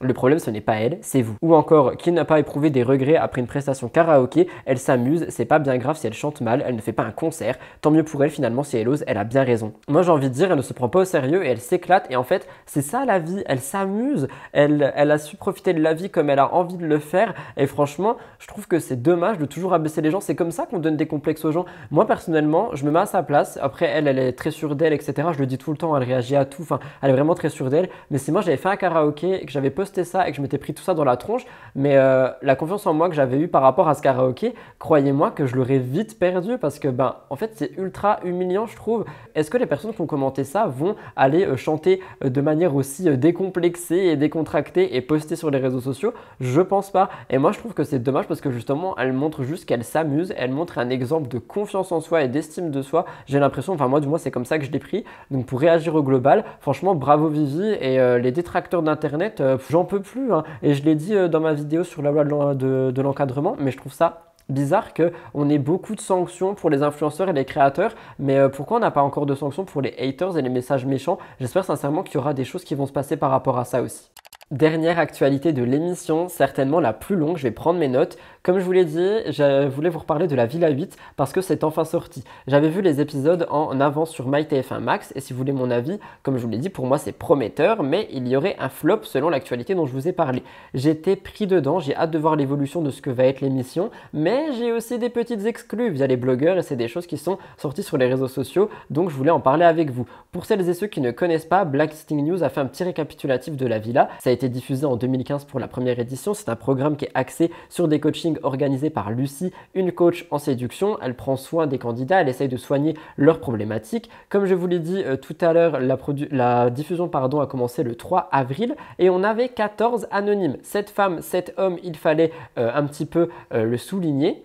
Et Lucie était ravie de voir que c'était des anonymes. Elle l'a dit lors de l'émission. Elle avait dit en gros qu'elle était très ravie que cette année, il n'y ait que des anonymes et des nouvelles problématiques. Et pour vous expliquer un peu, voici qui on a. Vous allez voir les photos défiler. J'ai tout relevé. C'est parti. On peut découvrir Kitty abîmée en amour, Jeanne qui n'a jamais connu l'amour, Jade, la première candidate transgenre qui consomme les relations amoureuses, Amandine qui a pour problématique les réseaux sociaux détruisent mes relations, Rosanna qui s'oublie en amour, Raya, je suis en deuil de ma dernière relation et Laura, en amour, je perds le contrôle. Côté garçon, on a Arthur, je collectionne les conquêtes, Dorian, l'amour est une perte de temps, Freeman, je ghoste mes relations, Geronimo, qui aime les hommes et les femmes, je suis toxique en amour, Lucas, qui est d'ailleurs un ami de Bastos, j'ai vu qu'il se follow les deux sur Instagram et la manière dont Lucas agit à l'écran, j'ai l'impression qu'il a été pitché, mais bref, il dit, je m'emballe très vite en amour, c'est sa problématique, Rami, l'amour m'oppresse, et Yanis, l'ex-petit ami de Raya, l'amour me dégoûte. Mes chouchous parmi tout cela, chez les filles, j'en ai quelques-unes, j'adore Kitty, j'adore Jade, j'adore Laura et Raya. Et aux côtés des garçons, j'aime beaucoup Dorian, Geronimo et Freeman pour le moment. Arthur a un petit charme également, mais honnêtement, vu qu'il collectionne les conquêtes, je pense qu'il faudrait passer à côté. Après, il est là-bas pour se faire soigner, peut-être que ça va marcher. Sauf que, il y a aussi des exclus qui sont sortis par rapport à tout ça. Certains candidats et candidates connaîtraient déjà les codes de la télé-réalité, à savoir se mettre en couple avec des stars de télé ou alors savoir comment réagir pour faire des séquences. Et c'est pour ça que selon moi, on voit beaucoup de personnes arriver à faire des séquences déjà dès le début des émissions. Côté amour, apparemment la candidate Jeanne serait actuellement, donc après le tournage, en couple avec Ilan, d'après les blogueurs. C'est le compte Instagram BadFunnyTV qui l'a dit, et d'après ce compte, on a vu un TikTok live où on voit Jeanne et Ilan ensemble. On rappelle qu'il est banni des tournages à cause de ses problèmes avec la justice, et en découvrant tout ce scoop, les internautes ont réagi. Ils ont dit, elle est mal barrée celle-là, les femmes sont des victimes, qui peut vouloir sortir avec ce vieux mec, qu'elle est bête. Il a encore changé de nana, en tout cas lui il ne changera jamais. Mon Dieu, mais arrêtez de parler de ce mec, vous lui donnez de la lumière. Alors je trouve que les insultes sont quand même très forts par rapport à Jeanne. En vrai, elle fait ce qu'elle veut. Je pense qu'elle n'y est pas allée sans savoir ce qui se passe. Donc elle fait vraiment ce qu'elle veut. Mais moi j'ai trouvé ça bizarre que les deux soient en couple maintenant. Mais avant de revenir un petit peu sur ça, parce que Ilan a officialisé ça, Ilan aussi a fait parler. C'est pour ça que mon gros dossier parle de Ilan Castronovo. En fait, il a une polémique derrière lui qui a fait parler dernièrement. Il a fait scandale sur les réseaux sociaux parce qu'il s'est déguisé en Jésus et il s'est affiché en train de chanter. Il a fait une blague qui n'est pas du tout passée auprès des internautes par rapport à tout ça, et les internautes se sont vraiment mobilisés sur internet pour l'accuser de blasphème. Parmi les commentaires, on pouvait lire: après tout ce qu'il a vécu, le mec n'a rien compris, il a un problème au cerveau, ce serait possible d'arrêter de parler de lui, il continuera de faire des bêtises, il faut vraiment qu'il arrête les lui. C'est un blasphème contre Jésus, mais il n'a pas honte là, limite l'hôpital psychiatrique. Alors je réagis par rapport à ça parce que c'est vrai que c'est problématique. Enfin moi quand j'ai vu ça, j'ai trouvé ça assez problématique. Lui, vous allez voir dans ses réactions, il dit en gros qu'il fait un court-métrage et qu'il devait se déguiser, etc. Après, s'il a décidé de poster ça sur TikTok en faisant cette musique, enfin en faisant ce qu'il a fait, en fait littéralement c'est son problème. Mais je trouve que c'est quand même assez problématique de poster ça en public comme ça. Je vous laisse regarder et la vidéo avec le déguisement et également sa réaction.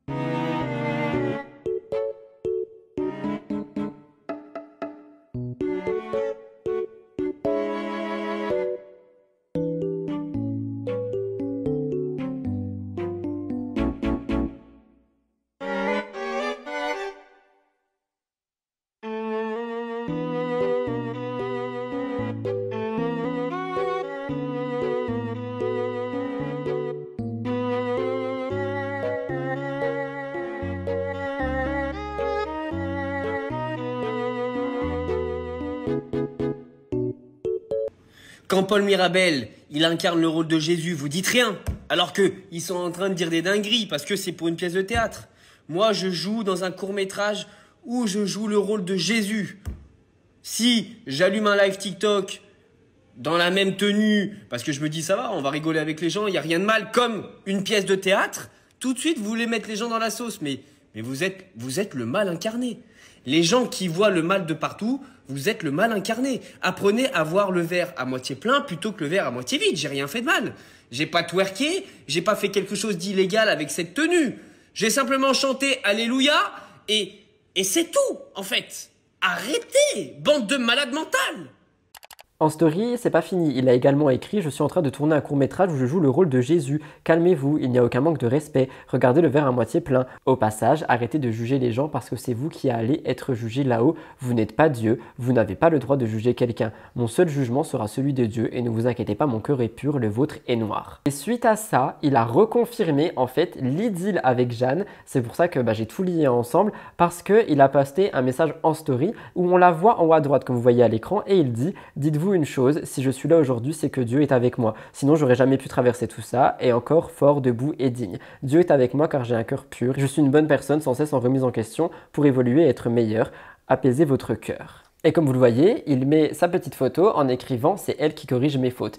Et comme par hasard, après que tout soit sorti, maintenant qu'elle est en diffusion à la villa. Alors il y a beaucoup d'écoles par rapport à tout ça en mode réaction. Beaucoup disent que Jeanne connaîtrait simplement les codes télé pour exister, que donc elle se servirait d'Ilan pour qu'on parle d'elle après la diffusion toujours et peut-être refaire un programme ici et là. D'autres disent que c'est Ilan qui ferait ça pour essayer de retourner en télé, dans le sens où Jeanne est en diffusion, que Jeanne va donc être une candidate de la villa et qu'elle va être beaucoup vue, donc ça lui donnerait peut-être une case et un tsum tsum, un soum soum d'ailleurs on m'a dit, soum soum, pas tsum tsum, et donc un soum soum pour retourner en télévision. Et d'autres pensent que simplement ils s'aiment ou alors que c'est un couple buzz. Je vous laisserai me dire ce que vous en pensez dans les commentaires. Moi je pense qu'il y a beaucoup de candidats de la villa qui sont à la bonne école, qui savent très bien ce qu'ils font pour faire des séquences et qui savent très bien comment faire pour faire vivre le programme.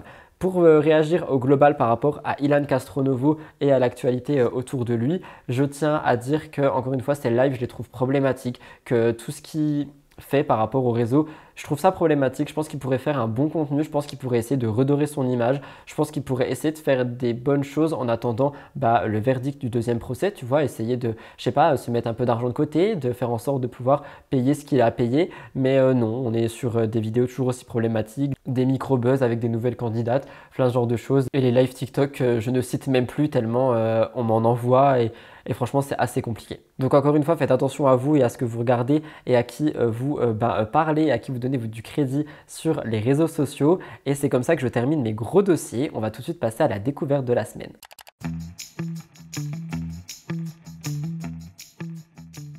Pour la découverte de la semaine, je voulais vous parler du matcha. En effet, on ne va pas du tout parler d'une personne, d'une vidéo YouTube ou quoi que ce soit. Comme vous le savez certainement, je suis en arrêt du café. Ça fait maintenant plus d'une semaine que j'ai arrêté et je voulais vous parler d'un peu comment j'ai fait pour remplacer ça. J'ai remplacé ça par du matcha parce qu'en fait, c'est une boisson qui a beaucoup de bienfaits pour le corps et l'esprit. J'en avais déjà bu pour ma chaîne Lifestyle. Ça a un bon goût quand on sait le faire, enfin qu'on arrive à bien le faire et quand on a du bon matcha. Donc si jamais ça vous intéresse, dites-moi dans les commentaires et je pourrais vous en reparler ailleurs sur Instagram ou un truc du genre. Et en fait, je trouve que c'est déjà apaisant à préparer. Donc le matin, j'ai mes petites 10 minutes où je prépare mon matcha, ma mousse de lait et tout ça. Et ça m'apaise, ça me réveille tranquillement. Ça m'a vraiment fait passer l'envie du café d'un coup. Je sais pas comment c'est possible, mais je n'ai plus du tout envie de café.